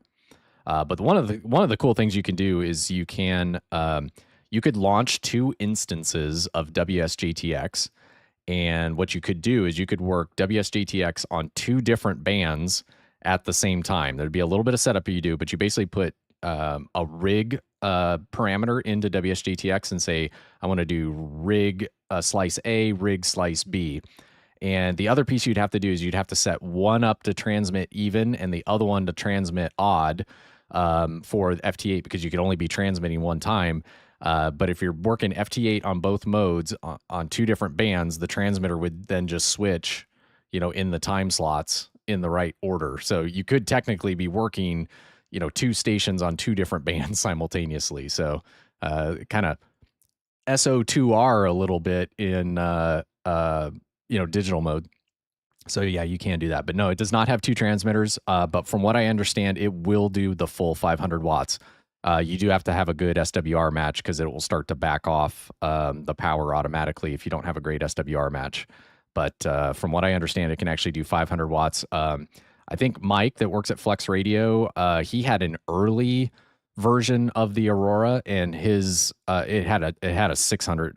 His was doing 600 watts. So I think they backed that back off just a little bit, probably to protect something in the radio, and brought it back down to 500. But I think those early test units of the Auroras actually did more than 500 watts. But from what I understand, you can run the full 500 watts with it. That's a great question. Hey, we got WRL in the chat. Good morning. Good morning. We're doing digital modes today. It's a little bit rough on the band conditions for voice today. Let's see, the TheValtss, that requires a high-power bandpass filters, though. It does have higher-order filters in them. So, yes, the 8600, the 520, the 6600, I believe, all have higher, they do have higher-order bandpass filters in them. So that is one of the reasons I nudged into the 8600 over the 8400. I've got a couple of big contest stations that are not far from me. So Brad is just south of me. There's another ham that is just across the main thoroughfare road from me. And then Bill, K0VBU, he's a couple of miles away from me. Both Brad and Bill run, they've got amplifiers. And one thing I ran into is if they were working a contest on high power, and we're talking single digit miles away, but still miles away, they could wipe out a band for me on the FT-DX10, so I'd have to go to a different band. On the Flex, I don't have any problems with that at all. They can run high power. It definitely does a lot better job at the filters. So that's a great question. Yeah, and that's why the 520, the 8600, the 6600, they're definitely a little more expensive. They've got the the Auroras come with a tuner automatically, but the 8600 and the 6600, I believe, come with the antenna tuner built in. And the higher order filters in them. So it adds to the cost for sure. Let's see. We got Randy in the chat. Hello, Randy. Hello. Hope you're doing well in Indiana. Things are going well. Hey, Andy. Good to hear you. N0APX. Saw your live stream this week. You guys are doing some awesome stuff over there at WRL. Appreciate you popping in and saying hello. Let's see. We got John in the chat. Good morning, Michael. November 8th, Sierra Gulf Mike with you from Southern Michigan. I appreciate you stopping in and saying hello. Band's a little tough today. We switched over and doing digital today, so we're hunting some POTA still, but we're doing digital modes. I know it's not quite as interesting to listen to, but we're still hanging out chatting, but switched over to digital. All right, let's see if we got any more call-in CQ POTA here. Found another slot. I slid up to 1350 here. Let's see, let's see here in Gridtracker, we got 3 POTA parks we're hearing. One's minus 21. Oh, one's minus 20. So those are kind of right on the edge, but we've got Zulu Kilo Sierra still in here. Where's he at? He is on 669. I can change my receive here to 669, and then that will put his traffic into my receive frequency on the right side. If you're not running version 3 of WSJT-X, this is a release candidate. They haven't released the stable version yet, but I haven't had any trouble. I've been using this for months. They have done some UI changes here. You see the band buttons here across the top. You can see now they've shaded, colored the mode that you're in. They have changed the erase button. So if you left click, it clears the left side. If you right click, it clears the right side. So used to be it was click and double click on the erase button, depending on which one you wanted to clear. There is a checkbox, though, that you can change that behavior back if you don't like that. So let's see. We got Chris, Kilo Bravo 2 Alpha Tango. Band's okay. I think there was a huge solar storm. Yeah, yesterday the K values were pretty high. I think when I was looking at the NOAA geomagnetic activity, I think we had K values up into 7s last night, which I think is a G3. And so it's back down today. Let's see, where is it right now? Let me reload the NOAA dashboard. If you never see this, let me throw this in here. I'm going to throw this into the chat. I use this quite a bit. There's other sites out there too, but this is the National Oceanic and Atmospheric Administration, NOAA, same folks that do the National Weather Service. They have this radio dashboard, and it'll show you a little bit of history. And you can see like the solar flux history, the geomagnetic activity. It can show you aurora forecast and the image of the sun. So I use that quite a bit. But to answer Chris's question, it's a little tough out there today, Chris. We didn't hear a whole lot, so we switched over to do some digital today. So I shared that link. I use that quite a bit. I've got it pinned on my browser, so I kind of check that when I come up here and take a look. It kind of tells you what the last observed minimums are and things like that. But there's lots of things. You can use Open Ham Clock. You can, I was showing Gridtracker, which I've got up here kind of in the background showing the map. You can turn on layers for the MUF and some of those different propagation layers too. So you can do that. But yeah, I use this one quite a bit. Open Ham Clock, I mentioned that one last weekend as well. They've done a great job. Continue to iterate on that software. There's a lot of those overlays you can turn on your Open Ham Clock as well. So pretty cool stuff. Let's see, ValtssS. WSJT-X 3 merged in features. Some WSJT-X improved. I think one of the best features is wait and call. Yes, I agree 100%. That is a new feature. So here in the Enable TX, if you mouse over this, it will give you a little bit of a description here. By default, you can toggle off the wait and pounce. So here's, for example, let me pounce on India Charlie Kilo. Now I'm a little bit late into the transmit cycle here, so he might pick up somebody else before me. But this will be a good example. If he works somebody else before me, let me see what happens here. Give this a few seconds here to decode and see if he came back to me or somebody else. I hope he comes back to somebody else because I want to show this as an example. Okay, perfect.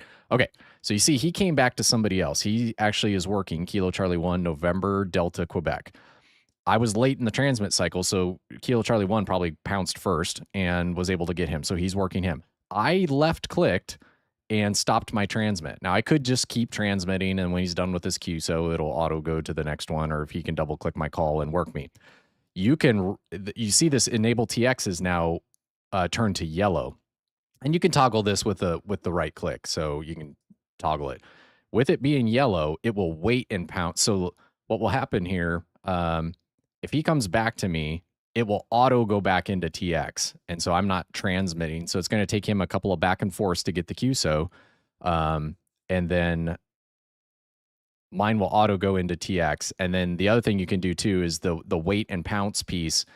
There's an element there where when they call CQ again, then you can pounce. And so you can right click you can toggle the auto TX on and off, and you can right click the wait and pounce on and off. So that is a 3.0 feature that is pretty cool too. So that's a great call out, Walt. Thanks, Chris. Appreciate you stopping in and saying hello. Did you get all your mic stuff figured out? I know you were still working on the mic things. Not sure we got that working for you or not. So Chris has a Flex as well, and trying to help him with some of his mic stuff he had going on. All right, so he issued an RR73. We'll see if he calls CQ again here, and then we'll... He was pretty weak there, though. He was minus 22. That one was minus 25. That's really right on the edge. Yeah, I don't hear him anymore. All right, let's pounce on Alpha Bravo 9 Charlie Tango as a CQ POTA that came in there on that last decode. Oh, Valt's wait and call is under the DX call button. It will call the guy automatically once he gets an RR73. Oh, shoot. I thought, apologies. I thought that was the auto pounce. Under the DX call button. Oh, I see. Yeah, yeah. I see. It's oh, that's cool. I missed that one, Vault, so I learned something new today too. That is very cool. So after the RR73, then it'll call. That's really cool. Thank you. You taught me something new today. That's awesome. See, that's what this is all about. You guys are way smarter than me. All right, so he's working somebody else. I'll toggle off my transmit, so I'm not going to clog up the airwaves here. So because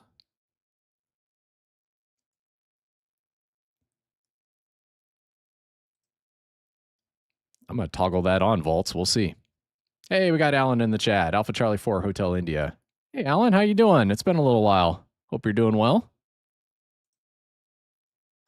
We switched over and doing a little digital today because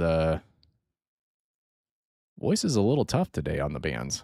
And those high K values yesterday. And oh, there he is. So he came back to me.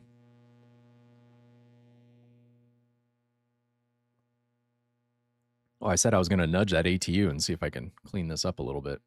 Usually I get a little bit above 100 watts of output on FT8 on the Flex, but I don't want to do it in the middle of this QSO.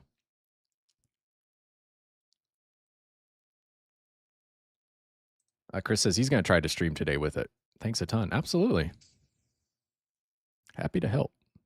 All right, we got Alpha Bravo 9 Charlie Tango in the log. I don't know what park he's in, so he wasn't spotted, but not everybody has internet access in some of these parks, so they don't always have a spot. So I just always, if I don't know the park, I'll put it as POTA, and then I'll go check my hunter log on the POTA site later.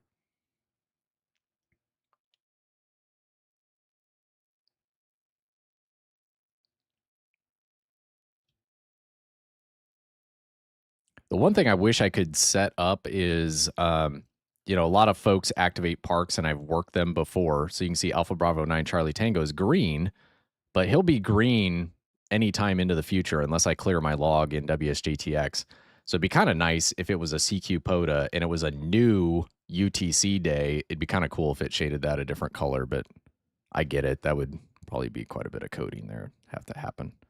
So as you work digital for a little bit, you just need to kind of make sure you're watching who you've already worked that day. One nice thing you can see here in the call roster, having the POTA, it crossed it out, so it's kind of black there at the top in that pink column. So you can kind of look at that one and say, oh, I've already worked that one that UTC day. So it knows I've respotted them and worked them already. So kind of nice.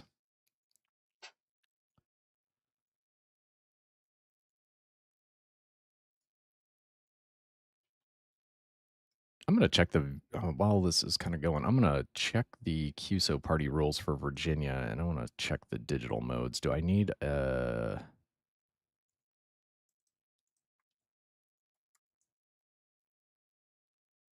points per digital, 3 points per contact?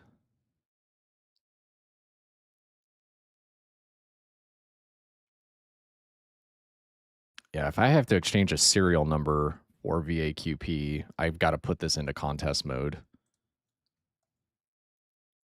I'm not sure I want to mess with that. It's doable, but then you got to kind of switch profiles back and forth. So, all right, here's Whiskey 3 India Charlie Kilo. He's minus 15 now. You can see where up here he was minus 25. So definitely a little bit of QSB here, but just like on voice modes, you'll have signal fluctuation on the digital side as well.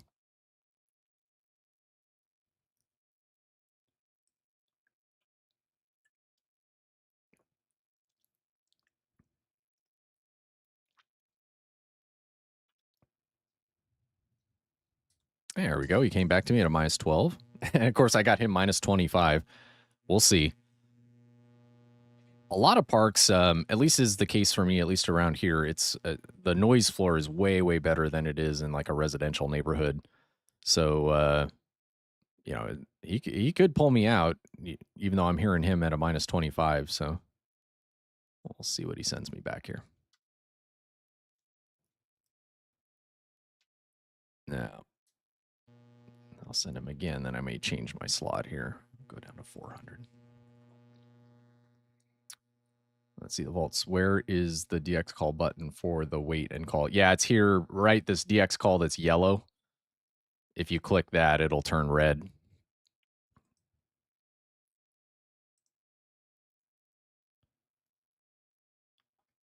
So that toggles the wait and call on and off. So TheValtss taught me something today, too. Let's see, India Charlie Tango. Is he spotted? Yes, he is. Okay. All right, so we'll put this in the log. POTA, US. Oops, I did it again. Keyboard. I've got a keyboard shortcut here that locks my screen, and I could turn that off. All right, so he's in 1580. And 1580.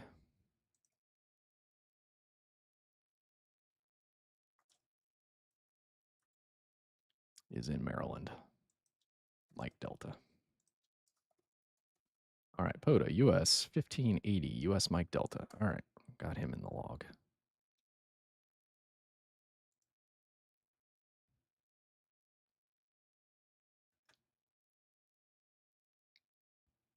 All right, I see Zulu Kilo Sierra is in park 10632, so he's at 669. Let's change our receive to 669. Let's see if we can pick him up.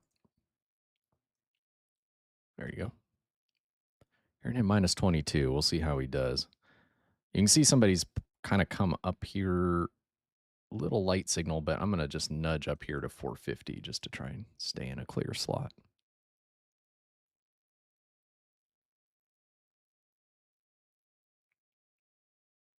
Yeah, I looked right over that one too, Taz. So yeah, that's a handy one. And I inadvertently assumed the wait and call and the let's see, what was the other one? It's the wait and pounce. Yeah, I looked right over it too.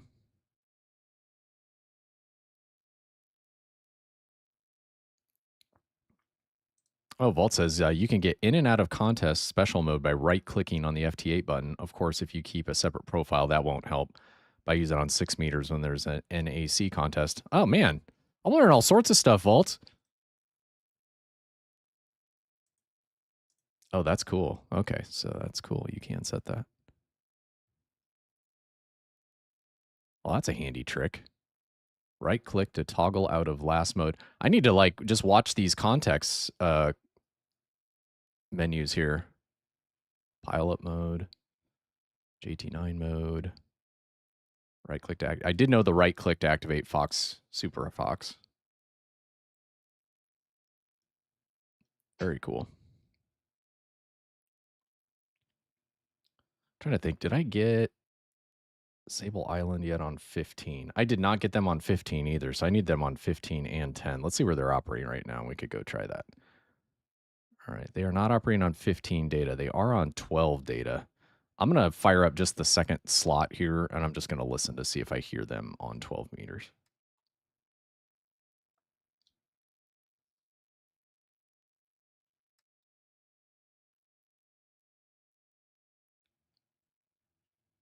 And what's their frequency on 12?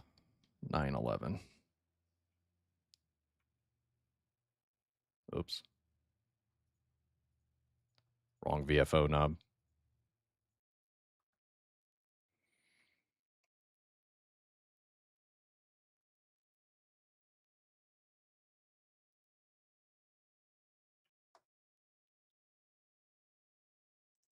Yeah, I'm not hearing them on 12 either. Nice thing about having two slots, you can two slices like that on the Flex, you can kind of bring up another receiver in your ears and see if you hear something. So I pounced here on Kilo Delta 9 Whiskey November Bravo because he turned up orange. So I do not have Echo Mike 59 as a grid. So since I was hearing him, I figured I'd pounce on him. There, you heard me +3. Right. November 3 Whiskey Echo Romeo. Phone must be bad today since you're on this already. Yeah, right. Yeah, this is exactly what we did. We didn't have anybody really. We heard a few folks. There was a net going on. We could hear some folks hunting POTA. We'll go back and check out voice here in a little bit, but we're like, let's go over and do some digital.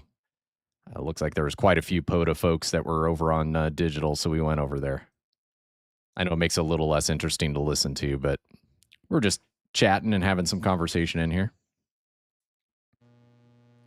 All right, so that's a new grid for me. Let me change Gridtracker here and I'll show you. I've got this in live mode, but if I do logbook and live, it should make all my grids. You see all these grids? So these are all the grids I have. All the yellow ones are grids I have, so you can kind of see. So, you know, I've worked quite a bit of the US, but I still have quite a few grids that I have not worked. So when I see one that is orange, I like to try and pounce if I can. So I'm not like trying for an all grid award or anything like that, but it's just like, oh, it'd be kind of cool to say you've worked most of the grids. I had a ham friend of mine that said he's trying to work every grid in the United States, and he's in Seattle. And yeah, it's actually a little bit of work for that. We're at kind of an advantage being here in the middle of the U.S. because we can kind of get both coasts and north and south. But yeah, if you're kind of, he said that it's been a challenge. He's been doing it for many, many years and still does not have all the grids. All right, Alpha Bravo 5 Sierra Sierra called CQ there, but we're kind of at the tail end of this transmit cycle here, so we'll give it a minute. Anybody got anything fun planned this weekend in the shack? I got a new, if you haven't checked this out, Walt Hudson Kilo 4 Oscar Golf Oscar, Salty Walt, he might be known as. I was doing an Amazon order and in a middle moment of weakness, and of course the algorithm suggested it to me, but I picked up his book here. Not sponsored, I paid for it myself. But he's got a bunch of like antenna sketches and stuff that he's done, and I'm excited to kind of I thumbed through it really quick, but I'm excited to kind of look. He's got a bunch of great pictures in here, and then he's got like restaurant and food pictures after he's operated that he puts in there too, so that's kind of neat. But he's got some information, you know, about like radial setups and how to set up ground systems for vertical antennas and things like that. So if you haven't checked out his YouTube channel, he's got a YouTube channel as well. So I'm excited to. It's published by the ARRL, but yeah, it's a nice kind of glossy picture, color pictures, and it's got all the sketches and stuff in there. So I'm excited to kind of look through that. So that's kind of the one ham radio related thing.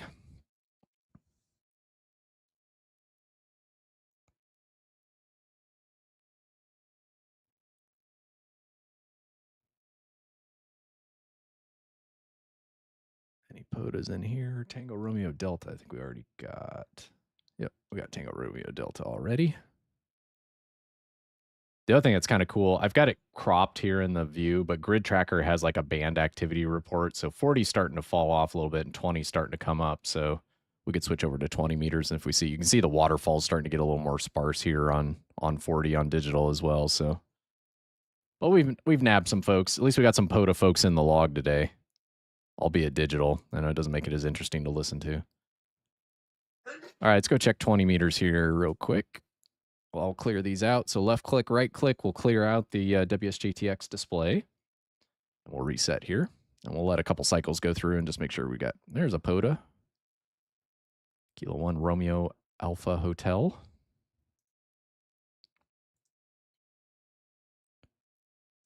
I'll bring up my POTA spotting tab on the same monitor so I'm not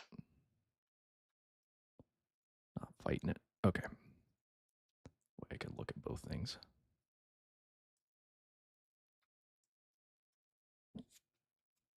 Yeah, somebody's kind of in this slot already. I'm going to try and find it. Let's see. It looks like maybe 1550 might be open. We'll do that one.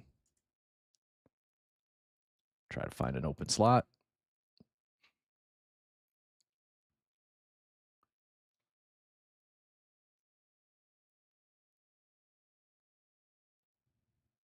Let's see, Taz asks, under the auto sequence and CQ first, CQ max distance for you, I have NAVHF is a red bar. I'm trying to think on that one. This one you can kind of set, like if you're calling CQ, you can tell it which one you come back to first, somebody that's furthest away, somebody that's got the weakest signal, whoever got there first. You can set that, but you said UCA NAVHF is a red bar. I don't know, ValtSS might. Oh, Oh, yeah, you might be in a special contest mode. If you go into settings and advanced and just make sure your special operating activity is not checked. Yeah, if it says, I'll bet you have the NAVHF contest selected there in special operating activity. You could right click the FT8 button too. ValtS was all over that. All right, so we got 20 meters. Let's see, we're hearing 58 stations in Gridtracker, so we're hearing quite a few folks. So maybe 20 is opening up here a little bit.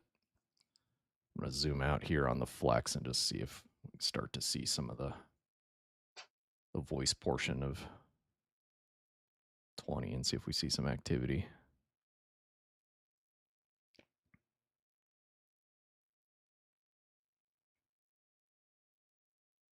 Yeah, I wouldn't say it's super open yet. If somebody sees 20 open up, let me know. We can switch over and do that. Ah, it's gone now. Good, good, good. Awesome. Yeah, ValtS was all over that one. I've not done that VHF contest. I've done field day in digital mode, which is pretty cool.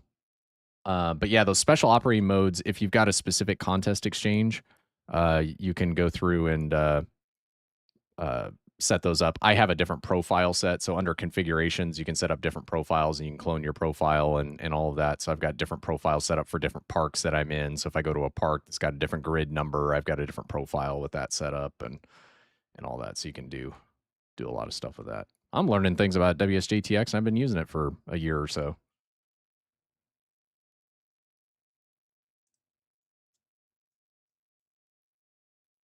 I'm not seeing any activity pop up yet on anything higher than 20 meters right now, so kind of keeping an eye. I'd like to try and get Sable Island on 15 or 12 today. We'll see. All right, so somebody kind of came up in this slot. Let me find another open slot. Maybe 1850 looks pretty good. Saw CQ POTA up here from Kilo Romeo 5 Mike. We'll see if we get another CQ there or not. When I change a transmit slot, you can hit this down arrow button. You can do up arrow as well. So these buttons here, you can send the TX to the RX. I like to just kind of, if I'm going to a new band or a new slot, I'll hit that down button, and then it'll change your receive window on the right side here to be the same as your transmit. And then just, sometimes you can't always see or hear something there. So let it go a couple cycles and see if you decode somebody.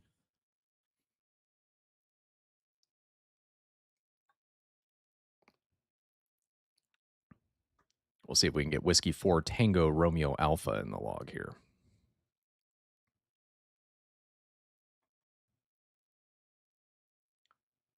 We're at 2750.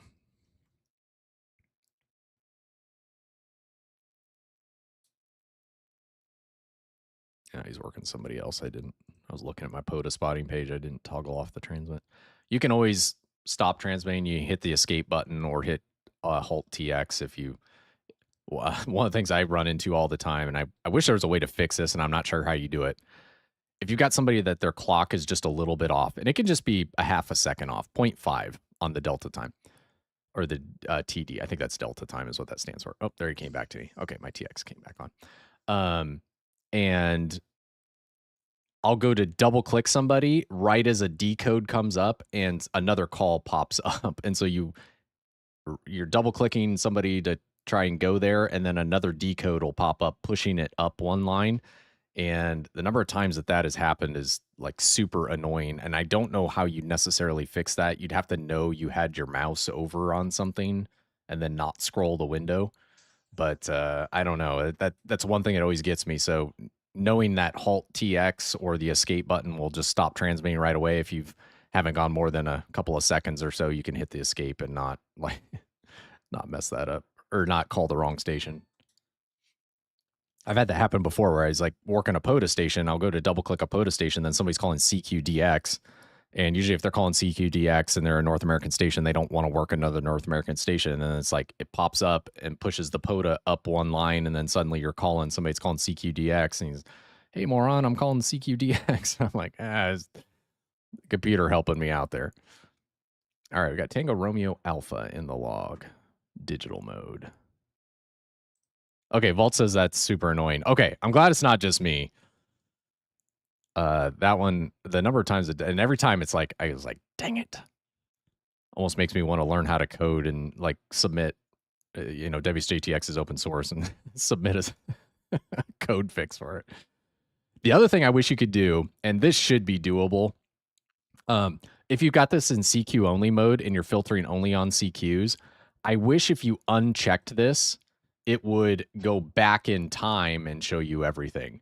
So like maybe you want to see everything, but then if you hit CQ only, it's only going to do it on the next decode. It'd be nice if you could turn those lines on and off in kind of real time and not just the current decode cycle.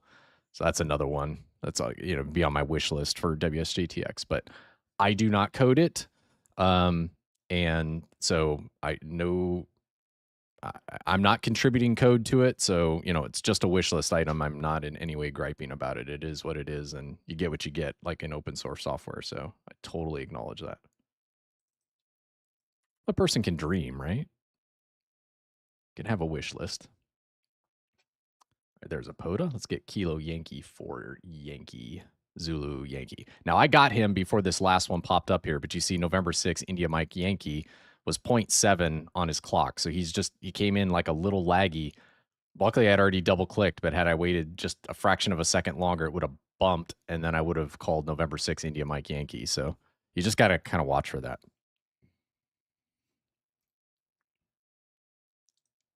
Oh, Vault says, I imagine it could be handled a few ways. For example, if held down the control, it'd stop scrolling temporarily. Oh, yeah, that's a good idea.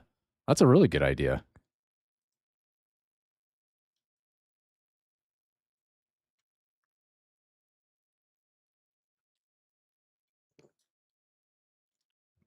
Trying to get as many POTAs as we can in here. I know we're getting digital, but I'm guessing a lot of these folks are having to go digital because the band conditions are rough. I'm gonna check kind of the spotting page, see where, I mean, we've got lots of folks spotted on 20. I'm just wasn't seeing a lot on the waterfall when I zoomed out there a few minutes ago. We'll give it a little bit of time here. Maybe it'll open up and then go get some folks on voice.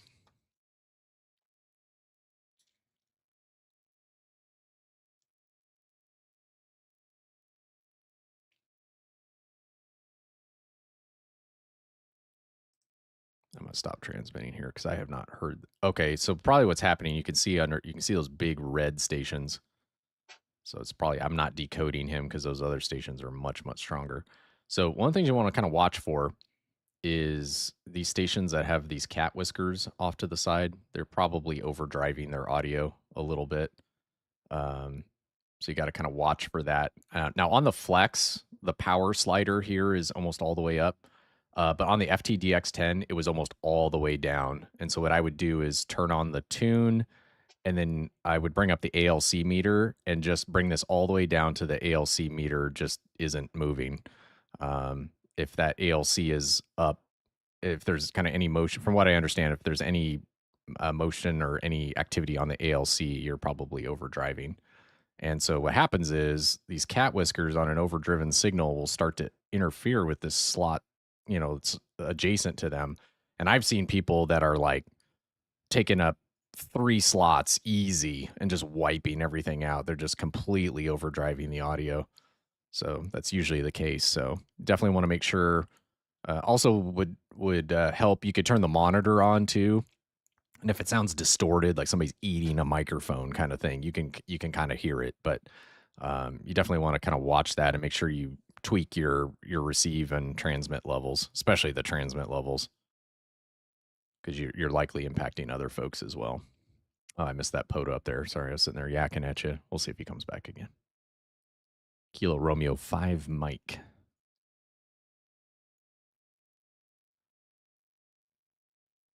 He's not spotted, or they are not spotted.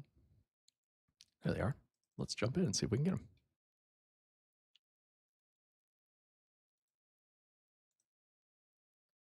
Kilo Romeo 5 Mike is Scott from Texas.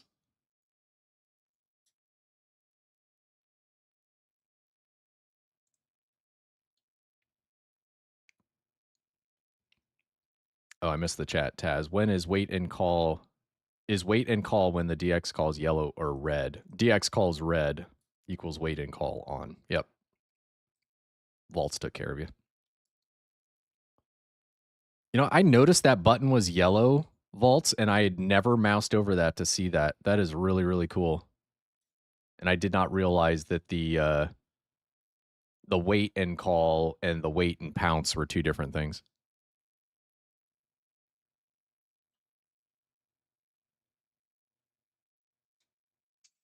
There he is. All right, so he's hearing me -4. Hearing him -6.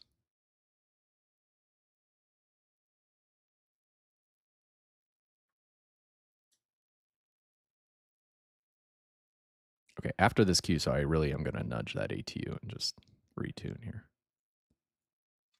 I'll put my hand on it so I don't forget. There we go. RR73. We'll send him a 73 back, and we'll put him in the log.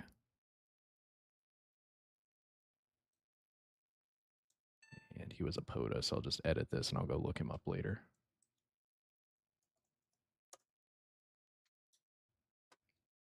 All right, I'm going to do a quick tune here.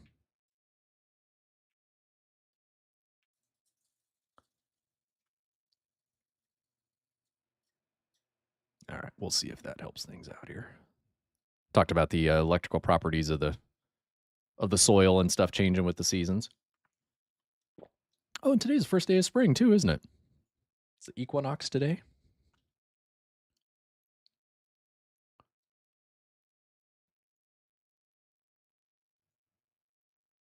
Let's see, the Vaults. DX10 FT8 guide differs in a lot of places regarding the AOC. I went a bit differently. I was increasing the power until the actual power output started to reach the set power level, then set it a bit less. Oh, interesting.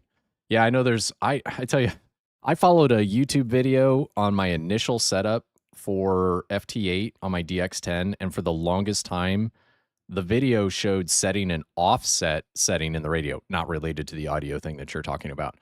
But for the longest time, I was shifting 1500 hertz. I don't know why they had suggested turning that on, so I turned it on. I'm like, this is so weird. I hear all these people, you know, and then turns out I wasn't hearing 1500 hertz of the, you know, the entire half of the stations that were out there. So I turned that off, and then suddenly it's like, oh my gosh, look at all these things I can see.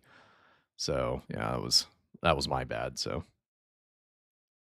yeah, I don't think I ever saw an FT8, you know, official guide or anything around that. But yeah, I just know my power, even at 100 watts, was almost, you know, towards the bottom line or two, I think is where it landed.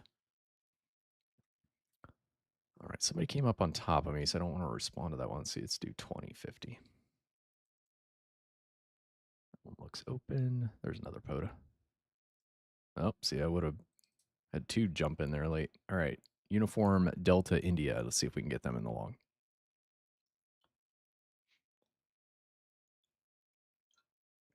We're just joining the live stream. The band conditions are a little tough today, so we're doing a weak signal mode. We're doing digital today, and we'll go back and try voice here in a little bit, but we were just not having any luck with folks on voice. Looks like activity's starting to pick up maybe a little bit on 20 meters, at least on the digital side, so that's usually a good sign that maybe the voice won't be too far behind it. But I tell you what, I've had, again, I know people have opinions of FT8 modes, but or the FT8 mode, but it's saved a POTA activation for me. I've gone out before and just nothing, and then I was like, well, let's just try digital, and then, you know, you can hear people, so you can just definitely go a lot lower on the signal to noise ratio than what it takes to get a voice contact. So I know a lot of folks will switch and do you know, CW or something like that, but yeah, I've had digital modes kind of save me on a POTA activation. Let's see. Trigger Smart asks, what SDR software do you use? So I primarily use the Maestro display. So you can see that in the stream here a little bit, the Maestro. But when I do something on the computer, I just use the Smart SDR software. The cool thing is about Flex is they have an API, and there's been a lot of third-party SDR software that's been made for that works with the Flex and has done a lot of things that, you know, aren't natively in the Smart SDR software. So that's really, really cool. That's one thing I really do like about the the Flex ecosystem is, you know, if you don't like that software or, you know, something about it doesn't work for you, then there's other alternatives that can do some things. So I just use Smart SDR, but there are other ones out there. And there's a FlexRadio enthusiast group on Facebook. And if you join that group, there's a whole bunch of folks that have posted their experience with other third-party SDR software that works with the Flex specifically. But there's all sorts of stuff. You've got the Anon. What's the other one? There's a couple other SDR radios that aren't Flexes, and there's lots of people that have written different pieces of software for other radios that aren't necessarily a Flex. It's just the Flex is a you know, commercially available product and ecosystem that they've built, but there are other SDR software and other SDR radios out there for sure. So that's a great question. Let's see. Volts have to be careful with DX10 in digital modes. Actually, I only have 70-watt MOSFET finals. I've seen pictures of burnout boards. Oh, wow. Yeah. The other thing you have to be careful of, too, is on the FTDX10. I didn't have any trouble. I did oftentimes back that off, and the fan comes on pretty fast on those. One of the things I ran into is I had to get a different matte tuner. So I think it's like the Matte 30, which is a popular tuner, the Matte brand tuners. There's LDG and, you know, others as well. But I was using a Matte tuner, and the standard Matte 30 tuner is not rated for 100 watts on digital modes or, you know, 100% duty cycle modes. So you got to be kind of careful there. I've seen some folks with Matte 30s that are burnout as well. So you got to kind of watch for that. They do make I think it's called a Y200. I'm trying to remember what I have. I've got it in my POTA bag. But Matt makes a tuner specifically that can go to 100 watts, 100% duty cycle. So you got to kind of watch your tuners as well on that. I didn't realize they only had 70-watt MOSFETs on the finals. That's interesting. I would think that folks doing 100 watts CW and RIDI and some of those would have some problems with that too. So, wow, that's interesting. I did not realize that. I didn't have any trouble with it. Mine is still working fine. Yikes, didn't realize that. They probably should make that a little more apparent. And if they did, I completely missed it. Let's see. Trigger Smart says, nice. A lot of open sourcing. Yeah, there's a lot of open source software out there. I mean, even just since the inception of ham radio, that's been one thing that's been really cool about folks that have made different pieces of software for ham radio. And a lot of folks have made that software open source and doing open source kind of based projects, so it can be customized and things. And WSJT-X is another example of that. It's open source as well. So lots of open source software in the ham radio world for sure. Let's see. Taz says you have a lot more on your WSJT-X fish finder than I do. I love that, Taz. The fish finder. It does kind of look like an old school, hummingbird fish finder. That's really cool. I may have to start using that. That makes me laugh. I love that on your fish finder. That's really funny. I heard once, don't go over what your max power AM setting is in doing digital like FT8. I've heard that too. Again, I have not had any trouble with that. Again, I've run the Flex here at 100 watts too on digital. But I have a good SWR antenna and stuff too. And I will say the Flex will back off. It will detect the high SWR, and it will back off the power output automatically. So at least the Flex has got a little bit of a protection mechanism built in. I think I thought the DX10 did too. I felt like if I had not a great match, it would back it off as well. But I had an external tuner for the DX10. It's got an internal tuner as well, but I usually use the external tuner just because it was a little bit faster and could do a little bit worse antenna matching than what the integrated tuner could. Taz says, I heard another YouTuber call a fish finder. I can't remember who said that. That's awesome. I love it. That does that is definitely relatable. I can't believe I didn't make that connection before, but it does kind of look like one of those fancy depth finders that you'd have out fishing.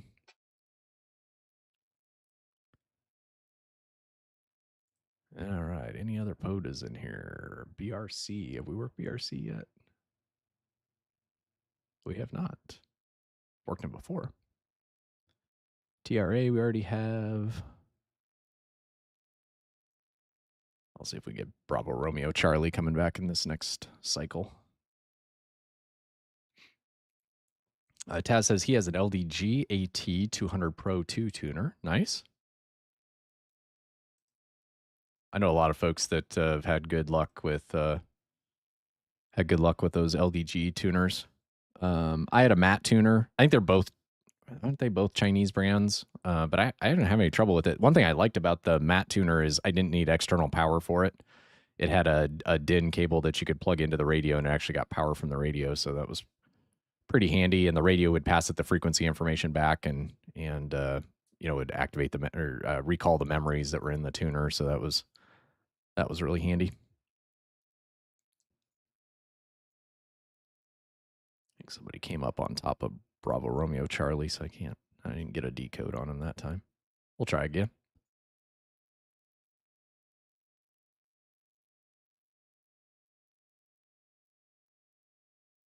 Got some folks calling CQ DXCC.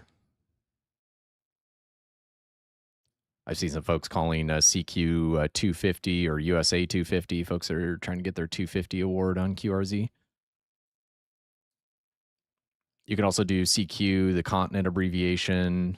So you'll see that. The cool thing is on Gridtracker, then it will light up on the map and kind of shade. If somebody calls like CQ Kilo Sierra, it will shade Kansas in red.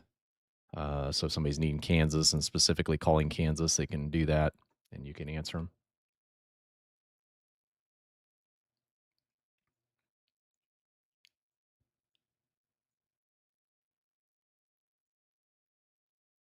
Somebody kind of came up here. Let me slide down here to 1800.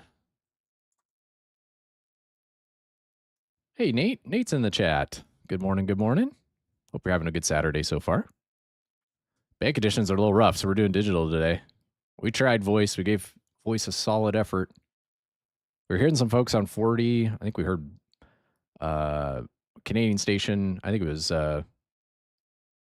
Stu calling CQ contest. I'm not sure what contest he was in. I know there's the Russian contest this weekend. That could have been why he was weak. I mean, the band conditions could have been one reason, but maybe he was pointed up over the pole to try and get Russia or something like that. Let's see. TheValtss says, I have an Ally Express clone of November 7 Delta Delta Charlie automatic tuner. Kind of works in some cases. Better than built-in, which probably does not say much. Kind of Matt. Yeah, I will say I always carry my external tuner in my POTA bag because I still use my FTDX10 for POTA activations. So I still carry, because I carry some wire antennas as well that aren't necessarily tuned perfectly, or, they're kind of pseudo multi-band. And so I carry the external tuner with me. Sorry, I keep looking back over here because I got my pile of POTA stuff that's behind me. And so I still carry the external tuner, but when I use like the Kilo Juliet 6 Echo Romeo Greg's Challenger antenna, which is a 25-foot stainless steel whip with a counterpoise and an un.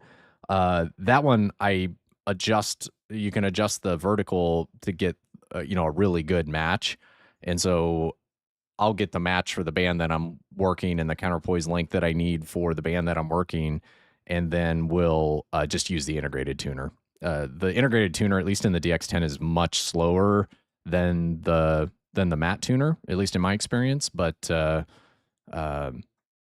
if you've got a really good match, something that's less than 3-to-1 or 3-to-1 or less, the internal tuner works fine, and then it's just a little less cables and stuff you have to hook up. But if I'm going to use one of my wire antennas, and my height is going to vary depending on the park I'm in or something like that, I will use the external tuner because it can do a little better job at matching something that's got either wider impedance mixes or worse antenna matches. So I think it can go to like 10-to-1 or something like that. So I mean, you still lose a lot of energy to the mismatch, but the external tuner can do a little bit better job. Nate says, so far so good. Just finishing finger painting on the walls, doing some small wall patches. Ah, nice.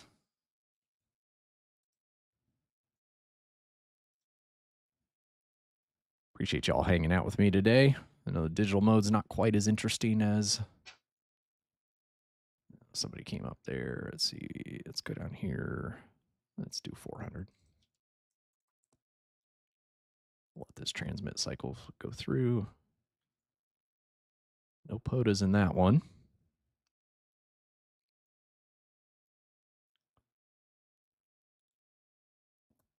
Let's see, Gridtracker showing quite a few POTAs. That's good. Still several we haven't worked.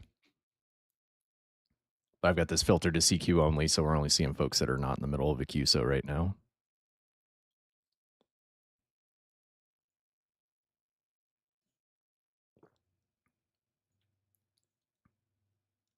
Last 2 Saturdays, man, the band conditions have been rough.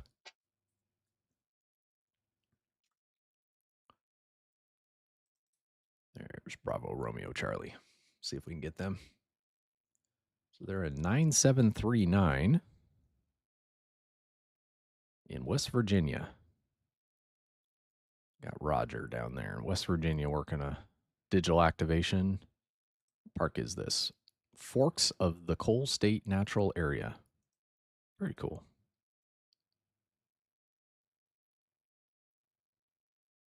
Got somebody else in that same receive slot that he's in. We'll see if we can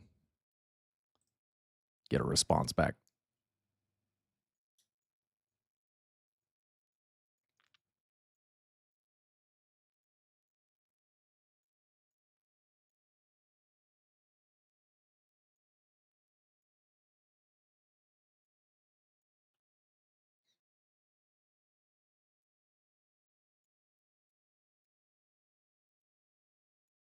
Once you kind of get the hang of FT8, you can try FT4, and FT4 is half the amount of time, so it's 7.5 seconds instead of 15 seconds.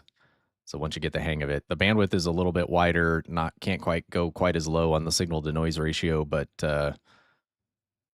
definitely once you kind of get the hang of, when you're sitting here waiting for the 15 seconds, it definitely feels like you've hit the express lane on FT4. We could switch over and see. Is there anybody spotted on FT4 for POTA? I don't see anybody spotted, but that doesn't mean there's not stations there. So definitely FT8 is the most popular, but you can usually find, if you're seeing some folks on FT8, you can go over to FT4. I'll do that too. If there's like the entire spectrum here is full and jammed on every slot, I'll be like, well, okay, clearly the band is open, so I'll just go to FT4 and work for a while and then come back. So see, Walt says 40 to 20, pretty decent over here. Worked Sierra 2-1 Whiskey Delta Expedition FT8. Oh, nice. Yeah, there's several DXpeditions going on right now. Let's see, I can't remember them all. There was an X-Ray DXpedition that was going on. I saw people calling them. I could not decode them on FT8. But yeah, there's several DXpeditions going on right now.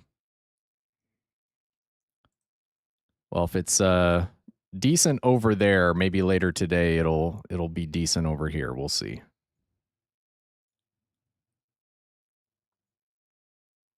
Definitely the band activity and Gridtracker showing the most activity here on 20.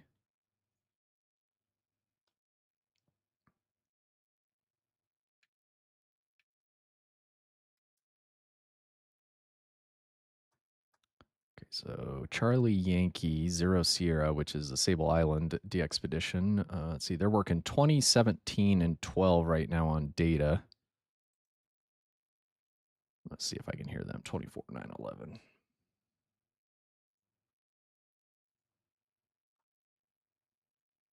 Not 94, 24.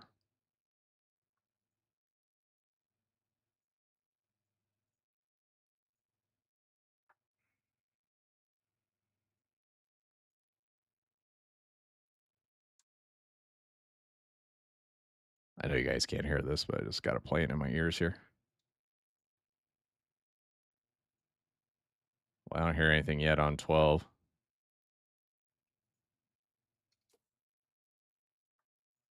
I'll leave it up here and we can keep an eye on it if it opens up. I don't see any activity showing up in Gridtracker either on 12, so we'll see if it starts to open up.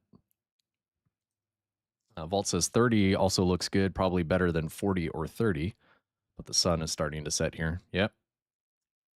I tell you, I got Sable Island on 30 the pileup was huge on 40. And so I was like, well, I see they're working 30 here as well. I went down to 30 and it's like, I don't know, there's a handful of stations working them. And I was like, well, I'll see if I can get them. And so I think I called twice and, and had them. So it's like no waiting on 30 meters, but it took me a little bit longer on 40. The pileup was definitely bigger on 40.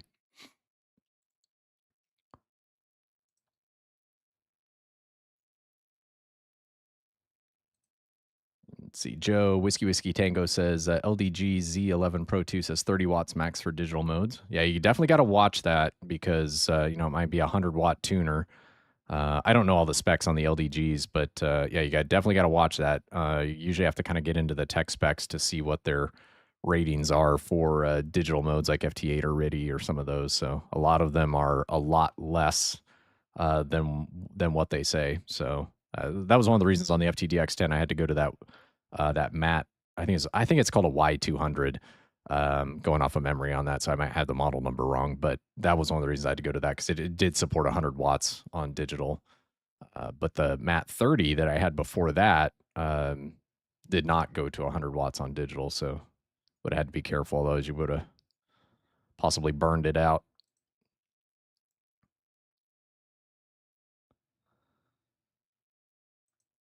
Let's see. Walt says, "Yeah, your filter set to 2.7K." Well, on the band I'm actually listening to, it's set to 3. But yeah, there is a little bit. I could widen it out for sure, but I'm not seeing much down there or up there, I guess anyway. But on the one I've got in my ears, I'm listening to on for 12 meters, it did default to upper sideband and is at 2.7.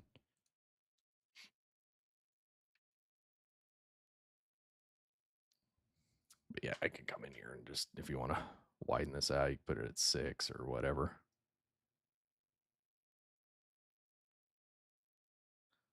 Obviously, the slot for FT8 is around 3, but yeah, what I do is what I do on the Flex is I have the high cut filter set at 3100, so I actually can go above 3000, but I've got the actual slice set to 3 right now. Oops. Of course I drug it instead of sliding like I wanted to do. There we go.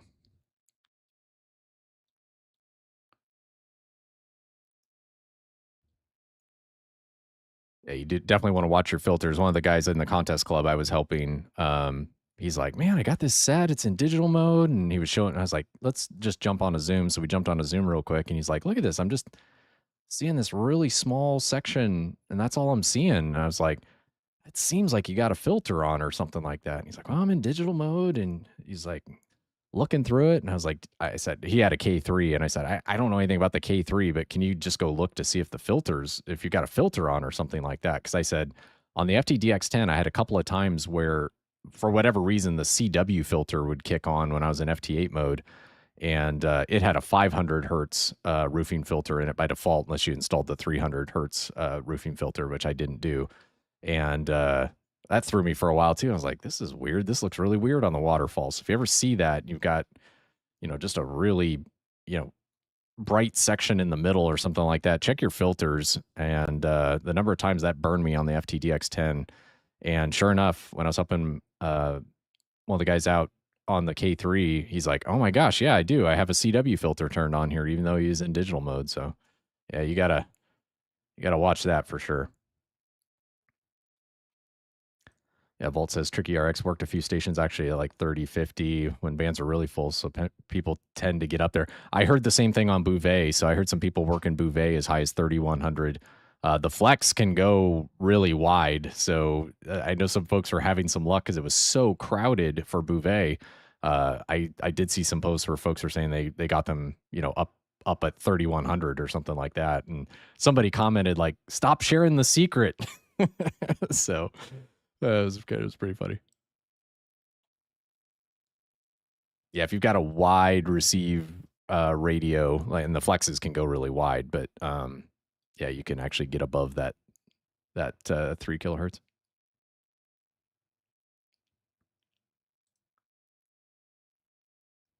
All right, got any more POTAs in here? Oh, Bravo Romeo Charlie was calling CQ. I missed him. He's sitting there bright red too. There's Sierra Charlie Kilo. They're really weak, minus 22. I'm going to see if I can get another decode on Bravo Romeo Charlie here. Tried them earlier and looked like they were kind of getting stepped on. I didn't get a decode on them at all there that time.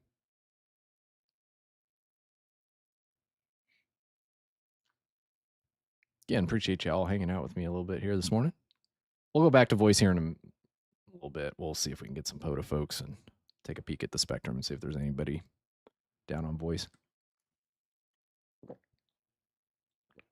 Looks like a lot of activators went digital today too. Usually on Saturday, you know, the voice bands are good. You know, you always see a handful of data folks spotted, but there's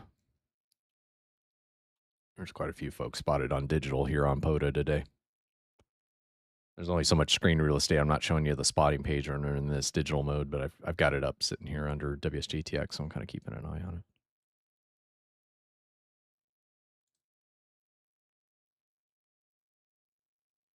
Definitely a lot of folks spotted on the... A lot of folks spotted in the voice portions, but that's kind of what we ran into last weekend too. There's lots of folks spotted, but and Scott in the chat says, Flex will let you transmit outside the bandpass with reduced power. I ran into that when I first got one. Yep.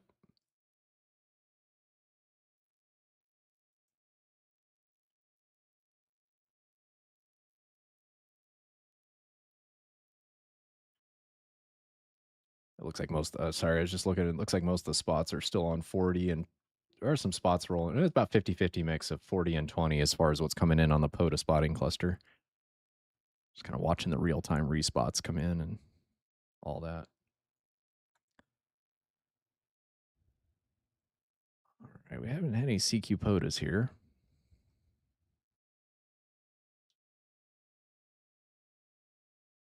One thing that's really cool, even if you don't do FT8, if you know the FT8 frequencies and you want to kind of figure out if a band is open or not, there's usually always somebody on digital if the band is somewhat open. And so if you hear tones on the FT8 frequencies, you can kind of tell if is there a kind of use that as a beacon, I guess, to tell if a band is open or somewhat open at least.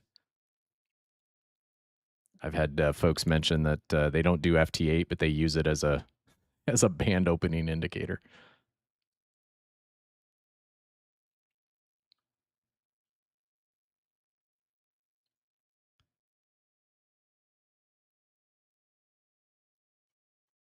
All right, let's see if we can get some POTAs in here.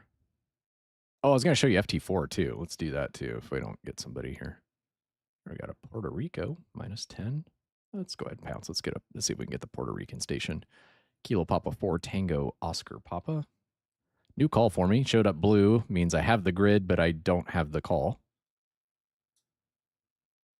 Taz says spinning the dial 20, start at 14,150. Not hearing anything yet, but you can't rely on me with my setup. I don't know, Taz.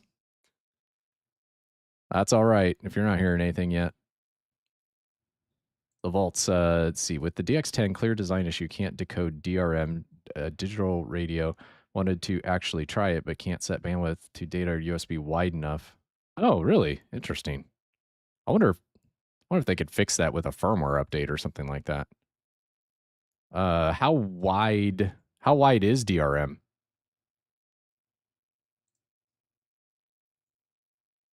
Is that like the free DV? Is that like that mode?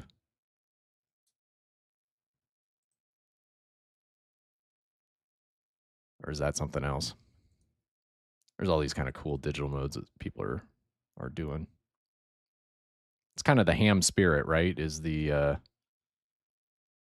tinkering, and I was having a conversation with somebody this past week. It's like kind of owe my IT career to ham radio a little bit. I mean, I was always interested in computers and electronics, but you know, I learned some of my first Linux, you know, because I was dinking with stuff on digital modes on radio. I was doing some packet radio stuff at the time, and I had a friend of mine call me up. He's like, "Hey, have you heard about this TCP/IP thing? And you want to play with this with me?" And we put our TNCs into KISS mode, and then loaded up kind of a Linux-based application, and we're playing with that over 2 meters. And it was like, wow, this is really cool. I kind of like this stuff. Walt says, I think it's like 6 or 10 kilohertz. Oh yeah, that's pretty wide. So yeah, probably not going to get that out of those types of radios. Although maybe you could do it at like a reduced power output or something like that.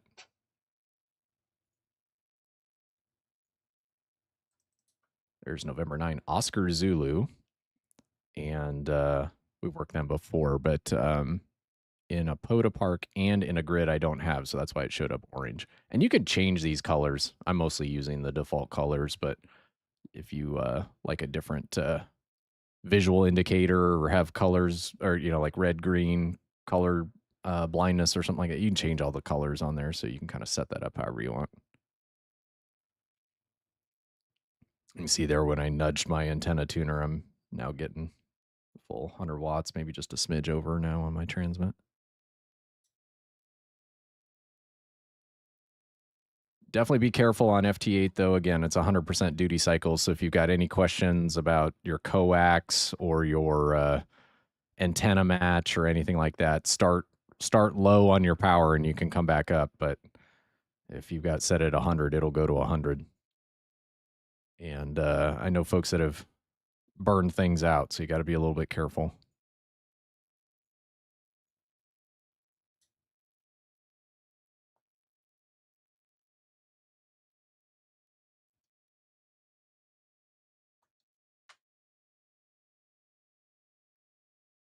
Realize I still had NRS on.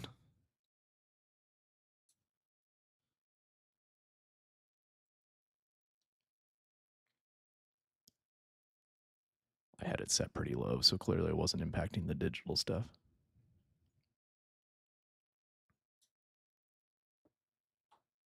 All right, I'm going to stop transmitting. I've tried 4 times on this person and lost them. They were minus 17, so they might have just dropped out.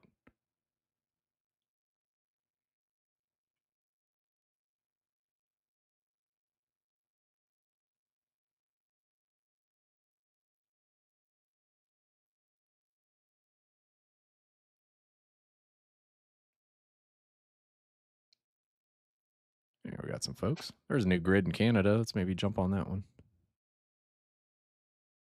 Victor Echo 7 Hotel Hotel. New call for me and new grid. Looks like they're up in the northwest of me.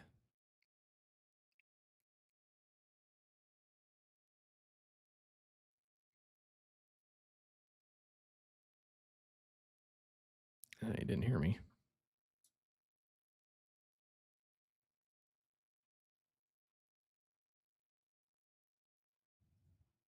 The other thing that these FT8 modes will do is if you if you've got any RF sensitive things in your shack, sometimes it might be unshielded speakers, anything, you'll find that stuff really fast with digital modes. You'll hear them buzz like crazy. Let's see, Charlie Yankee 0 Sierra 18091. Nice. Superfox. Have to see if we hear him. I already got him on 17 yesterday. I'd need him on 15 and 12. That's good to hear. I'm glad some of the bands that are a little higher here than even 20 are starting to open up a little bit. We mentioned it at the beginning of the stream, but if you haven't, especially if you're in North America, if you have not worked Charlie Yankee 0 Sierra, it's a DXpedition at Sable Island, and it's I was able to get them pretty easy. So as many hours and hours that I tried to get Bouvet or was trying to work Bouvet, you know, it was definitely a lot easier DXpedition to get. I think this was the same crew that did St. Paul Island a couple years ago, but it's just south of I can't remember which direction. It's off of Nova Scotia, and but it's a DX entity, and so there's a DXpedition going on there, and they're working Superfox mode. So if you've when the pileups get kind of big, they'll switch to Superfox, and so sometimes you'll see it on the spotting cluster as FT8SF or SF. It's Superfox mode, so you'll need WSJT-X 2.7, I believe, or higher to support Superfox mode. One thing that's really cool about Superfox mode is to operate Superfox mode, they have to have a digital certificate that's issued. I forget what the entity is that issues it. And they'll get a digital certificate, and if you decode them, they're using an authorized certificate, so it's hard. The pirates can't spoof them. So anyway, kind of cool. I'm gonna look at my logbook. What was the lowest I got them? So I've worked them on 5 bands already, so minus 11. And I think all 5, let's see. 1, 2, 3, 4, 5. Yeah, I've worked them on 5 bands. And I think all of those were Superfox mode. I did see them working regular Foxhound. I think it was on 17. I can't remember which band it was on. And then as soon as the pileup kind of came, they switched to Superfox. And if you listen to the tones, one way to easily identify that is if you just listen to the audio on the FT8 frequency they're on, and they're not on the standard FT8 frequency. So you got to look at their website and they'll tell you what DXpedition frequencies they're on. So, usually FT8 on a lot of the major bands are like, whatever .074. They'll be like 091. It's a little different on 12 and 17, but look at their frequencies on their website or where they're spotted at, and Superfox, you'll have to be kind of spot on their frequencies they say, and it'll decode in there.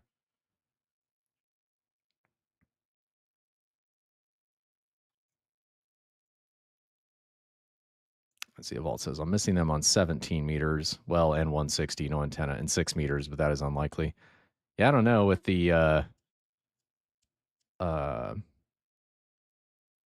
don't know, but maybe with, maybe if we get a big solar flare or something like that comes in, maybe we'll have like an auroral opening on 6 meters, but yeah, probably, I don't really have a great 6 meter antenna either. I can get the DX commander to tune it, but I don't really get out super well, so I'd have to rig up something. I could rig up the Challenger antenna, the Greg's Challenger antenna that I use for POTA. I've got a cut for 6 meters for that, so I could go do that, set that up outside. That'd be doable for me. Probably much better than trying to force it out a non-resident element on the DX commander. Kid says Superfox sounds weird. Oh yeah, I started to say that. I don't think I finished my thought there. The Superfox, if you listen, I equate it to R2D2. So it's like, it sounds really weird. And you'll see like little speckled patterns on your waterfall. And it sounds really weird, but it's very easy to identify if they're in Superfox mode. Yeah, Kid said, it is a distinct sound. Yes, it is. It is definitely noticeable. If you can hear them, it is definitely distinguishable just by human ears.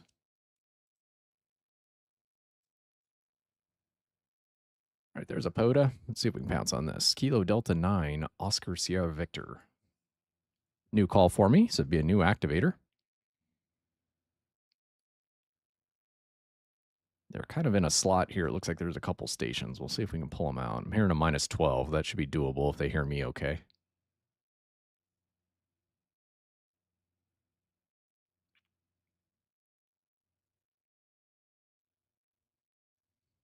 TheValtss says our latitude 57 north needs sporadic E for North America, and that usually is April, May. Yeah, we're kind of coming into the season where that would be possible. Definitely had more luck kind of in the mid-late spring, early summer times on 6 meters. There's a reason they call that the magic band.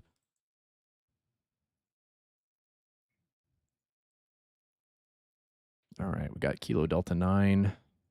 Hearing him minus 13. I didn't get a response back from him. We'll send it again.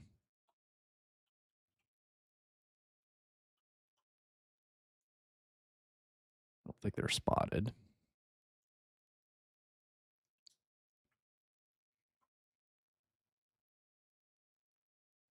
Here's some lawnmowers going outside behind me, so I'm guessing probably the neighbors are mowing their grass, which I probably need to do. I need to go clean up some leaves and stuff. I might do that today after we get some lunch in there. All right, he heard me. Send him back a 73. I'll put this in as a POTA. I just don't know what park he's in, so I'll look at it later and look at my hunter log to put the park in. Kid says, how do you like the Maestro versus Smart SDR? I have a friend who has a Flex. I go back and forth with what I prefer. I like, okay, so as with anything, there's pros and cons. I do like the Maestro. I do like the physical tactile controls, especially when I'm already doing so much on the computer. You know, I could certainly bring it up and show you what it looks like. It looks really nice. It's got an amazing waterfall. You've probably seen pictures of videos and people with just like a huge, you know, waterfall. It looks really, really nice. There's definitely more controls in the Smart SDR. You can adjust the levels and a little more tinkering than what you can do on the Maestro. What I've done, especially like with the advanced noise filters that I've got, I'll just use a utility. There's a tool, I mentioned this earlier, called SliderMaster. There's SliceMaster. Don't get it confused with SliderMaster. And the SliderMaster allows you to adjust the DSP levels because, like, if I just pop this open, you can see all these buttons, kind of the NR, NRF, NRL, NRS, RNN, you know, all these advanced noise filters are in there. But on the Maestro, I cannot set the level of that noise filter. And so Victor Echo 3 Charlie Kilo Oscar wrote this tool called SliderMaster that allows you to toggle those DSP advanced modes on and then adjust the levels that they are. So that's one knock against the Maestro. The only other kind of gripe I have about it, and gripe, that's probably not the right word. Just, you know, there's no perfect radio, right? Okay, so maybe two things. One is if you have the spots turned on and you are plotting call signs on the display, during the ARRL DX contest, the spots were flying in. And I had them pretty filtered too. I was only displaying spots that were heard by US stations. You know, I was filtering. But when it got to be about 225 spots or so, I noticed the display starting to get really sluggish. And I'd hit transmit. Now, I've got my transmit and all my audio hardwired to the FlexRadio itself. I'm only using the Maestro for control. I'm not like doing PTT or anything out of the Maestro. So it didn't really change anything as far as what my signal was going out on the radio, but the feedback to me was via the Maestro, and I noticed it getting really sluggish. I think they can fix that with software because if you go in and just clear the spots and let them rebuild, the response time came back to normal. So I think that would be fixable. They just need to prioritize the core functions in the Maestro before you do the spots, or be able to set maybe a spot threshold where it's, hey, drop off, you know, don't have more than 200 spots or don't have more than 100 spots, and then just let them roll out of memory. Because I'm sure they're building a memory, in memory, probably all those spots and their frequencies and the call sign and all that stuff. So that probably does, you know, start to chew away at the memory and some things like that. My only other thing on the Maestro is they've got big kind of rubber coated knobs, which is great. It's great for grippy. It's good for big fingers. You know, some of those adjustments on some of the radios are, you know, really, really tiny. I just wish the feedback on they're infinite scroll buttons. So there's inner button, outer button, long press, short press. So they have multiple functions on the number of buttons. So there's not a ton of buttons, and they do different things depending on what you press on. I wish that they had a little bit more solid feedback to them. I feel like the knobs, like on I can only compare it to the FTDX10 that I had, you know, felt more solid when you turned it. These are a little more loose. And one of the things I found is sometimes if you go to do a long press, they're loose enough that you can adjust the volume if you're going to press it. So like if I'm going to adjust the AF or the automatic gain control threshold or something like that, and I want to mute or unmute, sometimes if you go to push and it senses any movement left or right on that button, you'll get an adjustment on it. So other than that, it's great. It's a beautiful display. It's one of the biggest displays I think you can get actually on a radio. So I really do like that. You know, but that's kind of my feedback. I have heard that folks like the Smart SDR for the Mac OS over Windows. I do have Smart SDR on my iOS device, so I've remoted to the Flex via my iPhone before, and that works really, really well. and that software is really, really good. It does some things that are a little bit different than Smart SDR does natively. But then again, too, supports all the open source software applications as well if they support the Flex API. So you can find something that works for you. So I use the Maestro primarily. I do some add-on accessories to kind of fill in the gaps that I can't do on the Maestro. I just have so much going on the computer that I don't normally display the Smart SDR software. But it's there. I've done it, and I have to use the CAT and the DAX to bring the audio in for the stream and things like that. And I'm using the CAT application from Smart SDR to have WSJT-X control it. Those things, so I do have to run those pieces, but my primary control is with the Maestro, and I do like that. I don't know, something about always spinning the dial and things like that. So probably a long-winded answer to your question, kid, but everybody's got their opinion and just kind of some thoughts on what I've experienced and how I operate and kind of some wishes that I had on my list. But again, there is no perfect radio. When I was trying to figure out the radio, I was looking to try and improve my contesting thing. So I was looking at the higher end radios. But I was looking at, ICOM's line. I was looking at Yaesu's line. I was looking at the Flex. I was looking at the the K4. And, so I was looking at a lot of those radios, and I opted for the Flex, obviously. But, there's no perfect radio. There were pros and cons for each and every one of those things. So, what one radio does really well, the other one may have a little bit of a gap and things like that. So you got to just kind of figure what works for you and what you're trying to do with it. And, kind of go from there. I'm excited to go to Dayton. I'm really looking forward to seeing some of these, big high-end radios kind of in person. So I really want to kind of see what a K4 feels like. That would be an interesting radio. I know a couple of the guys in the contest club have K4Ds, and they look really, really nice too. So, in that class of radio, you're getting really nice radios regardless of the brand.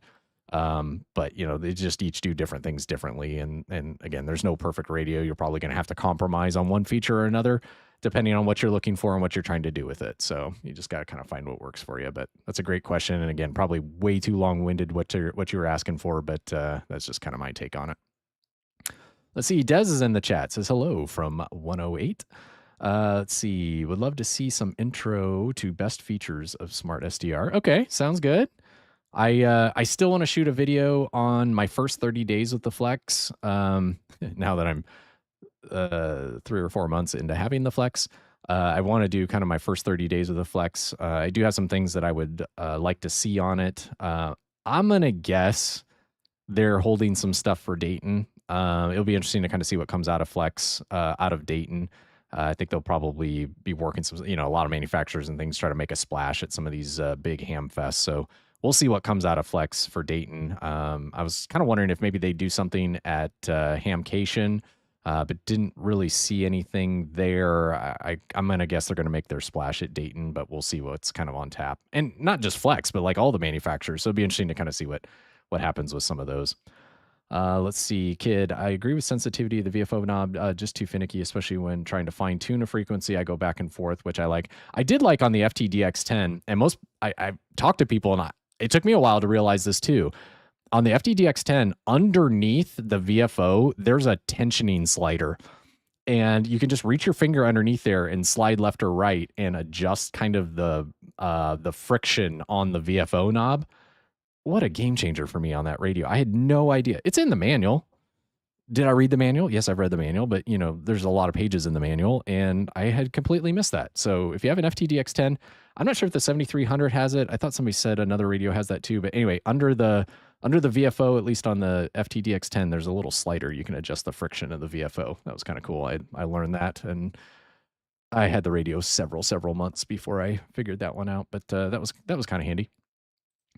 Let's see. When I use my French station, Smart SDR takes up a whole 24-inch monitor with the Maestro. I get the monitor. Yeah, exactly. That's one of the things I do too. I'm sending you the video from the Maestro, so you were seeing the raw video out of the Maestro. It's got an HDMI out, and I'm just feeding that into an HDMI capture card that is then feeding that into the stream. So that way I don't have to worry about having yet another thing. I mentioned this at the top of the stream a couple weeks ago, maybe a week ago. I added a third monitor. because I just have so many things up. I have a 4K monitor in front of me that I've got kind of split into 4 1080p quadrants. So I've got things up. I got a chat in one. I got my logbook software. If you've got a contest software that's going up, I got that up on top. I've got my spotting pages over here on the left side. I've got kind of my stream status and some of that. Got my laptop monitor open. So I've got 3 external monitors plus the laptop that's open. I keep OBS kind of up on the laptop off to the side, but I was just running out of space. Last weekend, it was 3 QSO parties going on. So there was Oklahoma QSO Party, there was Idaho QSO Party, and Wisconsin QSO Party, all going on at the same time-ish. And so I had like 3 different pieces of contest software open, and it was really slick for me. I have my right-hand monitor, I have flipped in portrait mode, and I was able to just put them into thirds. So I just did third, and it made it really easy to just kind of have that vertical option on there. But yeah, I agreed. And that's one of the reasons I went with the Maestro, because it's like I'm already doing so much stuff on the computer. It's like I don't want to do another thing on the computer. So anyway, I like having that external control. I just have it sitting down here. You see me glance down and, I have it sitting right in front of me here. So I like having that, and it works for me. But again, just like the radio, you got to find what works for you and what you're looking to get out of it and how you want to operate and all that stuff. So let's see. Kid says, I've operated a K3 for years. Absolutely love it. I have seen and heard of the K4, but haven't gotten to use it. I have not seen a K4 in person. I've seen a picture of K4. I obviously watched a lot of video reviews and things when I was looking. It looks like an amazing radio as well. Sounds like it's very modular, very flexible. The K4D is an SDR radio, but you can get an H module for it, which is a super het module if you want to add that on. One thing I did like about the K line is it was modular, so you can add an antenna tuner. You could add the super het module with it. You can, there's a lot of flexibility. Obviously, Elecraft's been known for that for a long time. It was pretty much kind of down to Flex or the K4. And so, yeah, I know there's a lot of K3s out there. Still in a lot of big contest stations, those K3s. So they've built a solid product for a long time. And like I said, I just didn't have a place I could go see one. I knew people with Flexes. I knew people with 7610s. I knew people with 7760s. What else, was I looking at? So like I had things I could go see and touch and feel. And I know people with K4s. I just didn't have anybody local that I knew that had a K4 that I could look at. So again, is a little bit of a roll the dice on that. The K4 is a little bit more expensive. Obviously, it's modular and things like that. But I just didn't have one I could go see. So I know they're solid radios. They've got a great reputation. So nothing against them at all. I just couldn't see and touch and operate one. Let's see. ValttsS PC monitor screens are cheap, inexpensive, even large size and high resolution. Yeah, exactly. But this one I picked up is a 2K monitor. So I have a 4K, a 1080p, 1080p, and a 2K. The 2K I have flipped vertical. I was able to pick that up.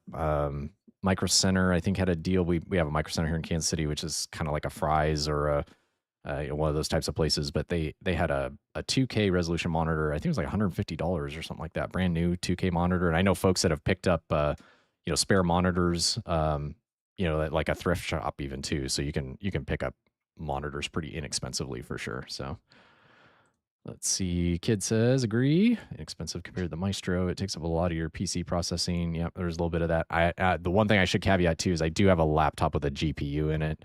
Don't expect to drive 3 external monitors, especially a 2K and a 4K without a GPU in it. So definitely understand the capabilities, but there's a lot of options now too with external GPUs and things that you can do via Thunderbolt and things like that. So you can get something that's set up. Probably one thing I would do differently, I would probably go ahead and get a desktop PC with a GPU instead of the laptop, because by the time I got a laptop with a GPU in it, it's really kind of not a laptop again. I mean, it's fine. It is a laptop technically, but it's kind of big. It's a little heavy. Compared to the laptop that I normally take that I had before this one that I take out to POTA parks and things like that. But I needed something for doing video and things. So to do that, I needed something with a GPU in it. But if I had it to do over again, I probably would go ahead and get the get the desktop PC. Let's see. Des says 11-meter operator at the moment. Awesome. Very cool. Let's see. Kit says a SPIC Maestro actually gives some features that are not available otherwise, besides having physical buttons. I don't know. I'm trying to think if there's any features in there that you can't do with Smart SDR. I don't think so, other than you can get, kind of one button. Like if I hit RX, if I'm listening to a frequency and I hit RX, it'll auto go to a 3 kilohertz split. So that's really cool. So if you're working a DX station that's working split, you can kind of one button press to that. I think you can do that in the Smart SDR too. I think you can just one click button split as well. I'm trying to think if there's something you can do on the Maestro that you can't do in Smart SDR. I don't think so. I think it's the other way around. I think there's things you can do in Smart SDR that you can't do on the Maestro. Let's see. Taz says, not having much luck right now, even calling CQ on FT8. I'm going to jump off for a little while and get a few things done. Let's have you and have a great rest of your day and weekend. Yeah, both. Thanks for hanging out, Taz. I appreciate you hanging out with us in the chat. Yeah, it's going to be a little bit of a rough day. I'm going to do some work around the house here too, so I'm probably not going to be on too much longer here, but I've enjoyed hanging out with you all. Any more POTAs here? I'd like to snag some more people. Sorry, I've been talking or operating, doing both at the same time. I've been neglecting my WSJT-X here as I've been chatting with you. Taz says, thank you, Michael, and everyone. As always, I've really enjoyed and appreciate you doing this. Absolutely. I appreciate you hanging out with me today. So I was going to be up here anyway, operating. I might as well hang out with some cool people that are super knowledgeable and sharing tips and tricks with each other. So I enjoy that aspect of it. So I appreciate you hanging out, Taz. You're in the chat a lot, and I appreciate your support of the channel and everything. So I appreciate you hanging out with us this morning.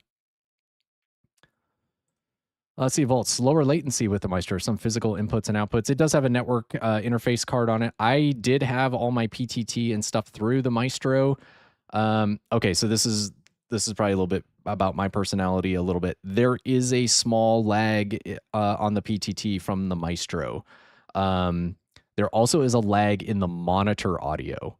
That should be fixable with software, but it drove me crazy. If I had the monitor on so I could hear myself talking, it was just enough delayed that it was like, oh my gosh, I'm hearing myself at a noticeable delay, and it kind of threw me. And I do a lot of search and pounce, so I'm a pretty small station, so I do a lot of search and pouncing contests and things like that, and I need to be able to jump in pretty quick, or that you could figure it. I think you could do it with, as I've taught. Okay, so let me back up.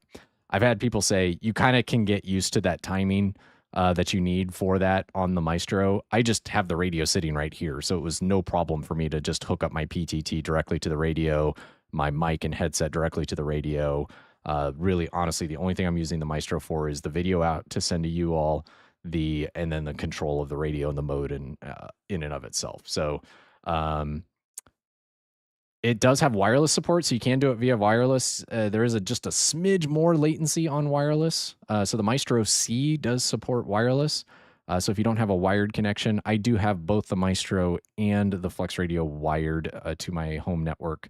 That works obviously the best. You can just do a small little switch in your shack too. If you only got like a single drop in your shack, or you haven't run, don't have the capability or don't have physical wiring, you can just kind of keep everything self-contained. So I know a lot of people that have flex setups that just have like a small, switch in their shack, and then just use a local network kind of for those pieces. So let's see, Kid, the monitor audio lag was a known defect in the software. They've patched that. I have not tried it lately. But yeah, that was enough to throw me. And then the PTT delay. Now the PTT is like maybe a quarter of a second, maybe, and I didn't time it, but like it's just enough that like when I feel that click on the button, I want the PTT to be there, and I just could not match that on the Maestro compared to when I'm connected to the actual PTT on the radio itself. So obviously there's TCP IP packets that it's exchanging back and forth. So for it to set the TX to, it's obviously got to send a packet, receive a packet, interpret the packet, turn the TX on, and vice versa. So, if you think through that, there is going to be some latency. But it's not much. It's like a fraction of a second, but it was just enough. I just got used to having that immediate feedback that when I hit the PTT, I want it to transmit. And so wasn't a big deal for me. I just hooked everything to the Flex. So Let's see, kid. Yeah, any delay would drive me nuts. Yeah, especially, I mean, for me, I do a lot of search and pouncing contests, and sometimes I, want to try and be in there, kind of zero beat right after the person, right on them, kind of thing, or maybe just slide up and down on frequency just a little bit. But when I hit transmit, like I want it to transmit right away, because when you start to talk, it takes a minute for kind of that modulation to happen and stuff anyway. So. And I've got a Y cable set up. So I think I've mentioned this before. I've got both a desktop switch PTT. Let me kind of show you what this looks like. This is one I've built. It's just a little kit box that I put some rubber feet on. And then I've got a 1/4-inch jack on the back, and just a little, clicky right here, a little clicky button. I had that into a Y cable, and then I also have my foot switch that's on my footrest here as well. So I can either use the foot switch or the hand PTT. So that's kind of what I have set up. So I just have a Y cable wired in for PTT, so I can use either switch. But yeah, I liked, when I press it, I liked it to go right away. So that delay just drove me a little crazy. So I was like, all right, this is fixable. The radio's right here. I'm just going to wire it into the radio. But yeah, if you're doing contesting or anything like that, having any kind of lag or latency. Now, I will say operating the Flex remote is relatively easy. If you're on like your cell phone, and when I was I was in Chicago at the time, so I was traveling at the time, just after I got the Flex, and so I left the Flex on. It was wintertime, so I didn't have to worry about lightning or anything like that. I left everything wired up, remoted into it from my phone, which worked really, really well. Obviously, there's a delay. You're coming over the cellular network, into your network and all that. So you kind of had to kind of figure out the PTT lag and some of that, but it worked really, really well. So, I mean, in fact, I could have like AirPods in, connected to my phone, and I was working POTA stations from, Chicago on the cellular network in a hotel room, remoting into the Flex. I mean, that's pretty cool. That's pretty cool. Walt says, thanks for the insights on the Flex. Yeah, and I'm still learning things. I don't think I have any, in no way will claim to have everything figured out on it yet. And there's things I could probably be doing way more efficiently, and macros I could be building for contesting and things like that. And I want to play with some of that stuff. It's just, all a matter of time and when we can get time into doing it. But yeah, always happy to share my experience, and that's what it's all about, sharing our experiences and knowledge with each other. And everybody's experiences is different, and everybody's requirements are different, and how they operate are different, and all that. But I'm more than happy to share my my experience with y'all. It's kind of one of the reasons I started doing this, so glad I could help you guys out. And there are people on YouTube that are way more knowledgeable about the Flex than me, and are doing way more complex things with the Flex than I am. And like I said, I've only had this thing a few months. I've got most of the things figured out, but there's still things I'm still learning too. I've been doing WSJT-X for over a year, and Vaults, you taught me something on the DX call, kind of wait and call mode today. So I learned that today. So I'm still learning new things. I've been in this hobby, oh gosh, now I'm the old guy, over 30 years now, and I'm still learning things. There's been modes that have come out since I've been licensed, and but that's what's kind of made this a fun hobby, right? Is it's a kind of one of those lifelong things you can do. Some people are into golf, and different hobby. Name your hobby, right? And it's kind of one of those things. It's just like technology's always changing. You're always learning new things. There's different things you can be figuring out. If you get bored, you can pivot and do something else. And there's just so many different ways to take things, and that's what makes it great. At least that's why I think it makes it great. So, well, I had a POTA here, Kilo 4 Juliet Delta, or a Golf Delta Juliet, was both a new grid and a POTA. It looks like they're working somebody else here, so we'll see if they come back to me. I've called them a couple times, but they're in the middle of a QSO there, so I'll just see if they come back here.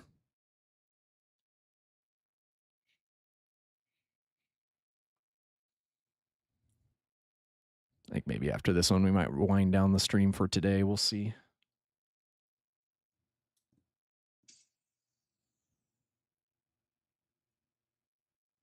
Well, that's weird. Why did it jump to that? He sent me a -1, so mine jumped to right to RR73. He might have hit the wrong button and then mine jumped. Let me see what he comes back with here. Kind of jumped out of sequence there unless I missed something. Okay, so he got 73. Okay, so I'm just going to manually -19. He was pretty light.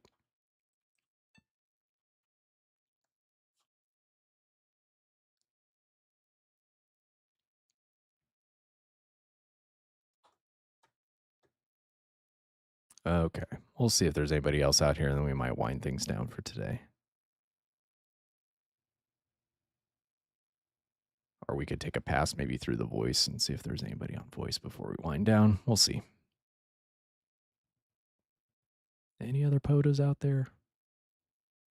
I was also going to show you guys FT4. Hold on a second. We'll see if there's anybody. Okay, nobody here. Let's go to FT4 real quick. Let's see if we hear anybody FT4. So you obviously see the width is a little wider here.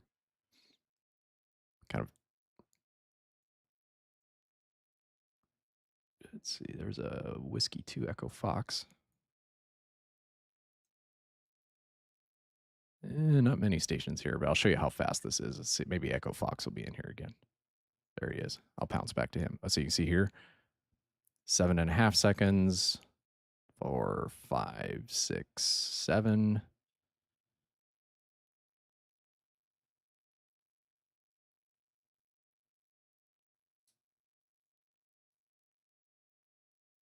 I don't think he heard me. I was trying to show you how fast this could be. I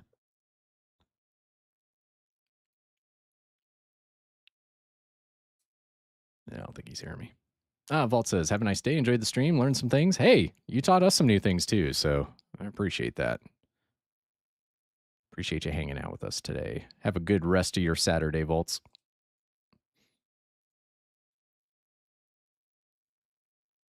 I don't think he heard me at all. But anyway, you can see how much faster it is, but it also is a little bit wider. I think it's 75 hertz wide, something like that. And I don't have WSJT-X improved, so I don't have the FT2 mode yet. I'm going to guess maybe on the next release, they'll bring in some of the FT2 stuff. There's somebody working Golf 4 station. So anyway, you can kind of see FT4. Okay, let's do this. Let's switch back to POTA hunting. Get off this digital frequency because it's going to bring the radio audio back in. Let's see if we can get some folks.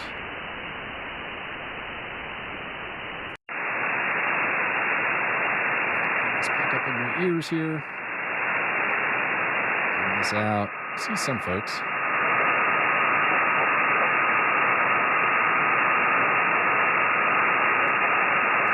I'll start down here at 1.5 and come up. I doubt things are crowded enough to not be in the general portion today. 6 in Sierra Hotel Echo. Ah, there's a... Thank you, you're 17, Kansas, Kilo Sugar. There's Brad. Kansas, thank you, in 7-3. Was there another station with Tango? All right, maybe 20 opened up here. Here's Virginia QSO Party.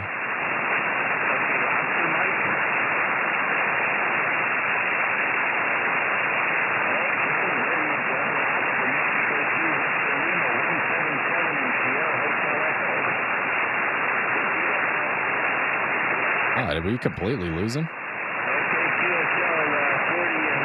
He might have turned a beam or something.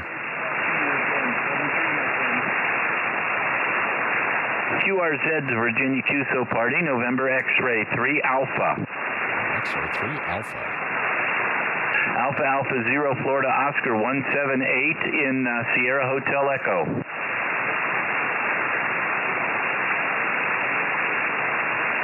Okay, QSL Q Sugar, thank you, in 7-3. QRZ.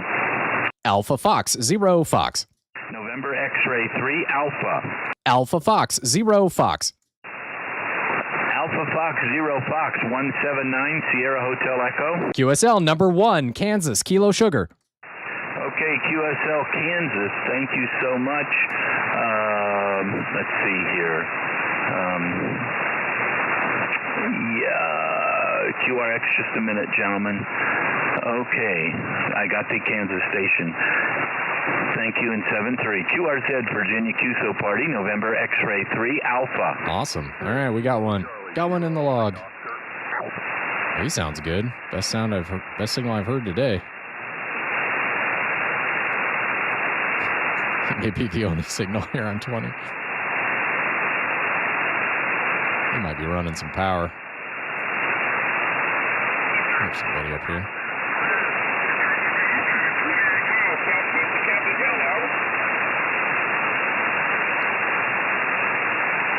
Somebody's in there.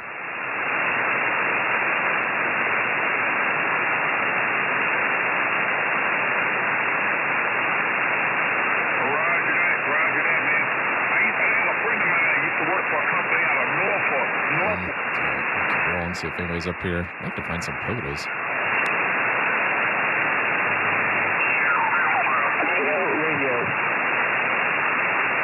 I think that was a hunter.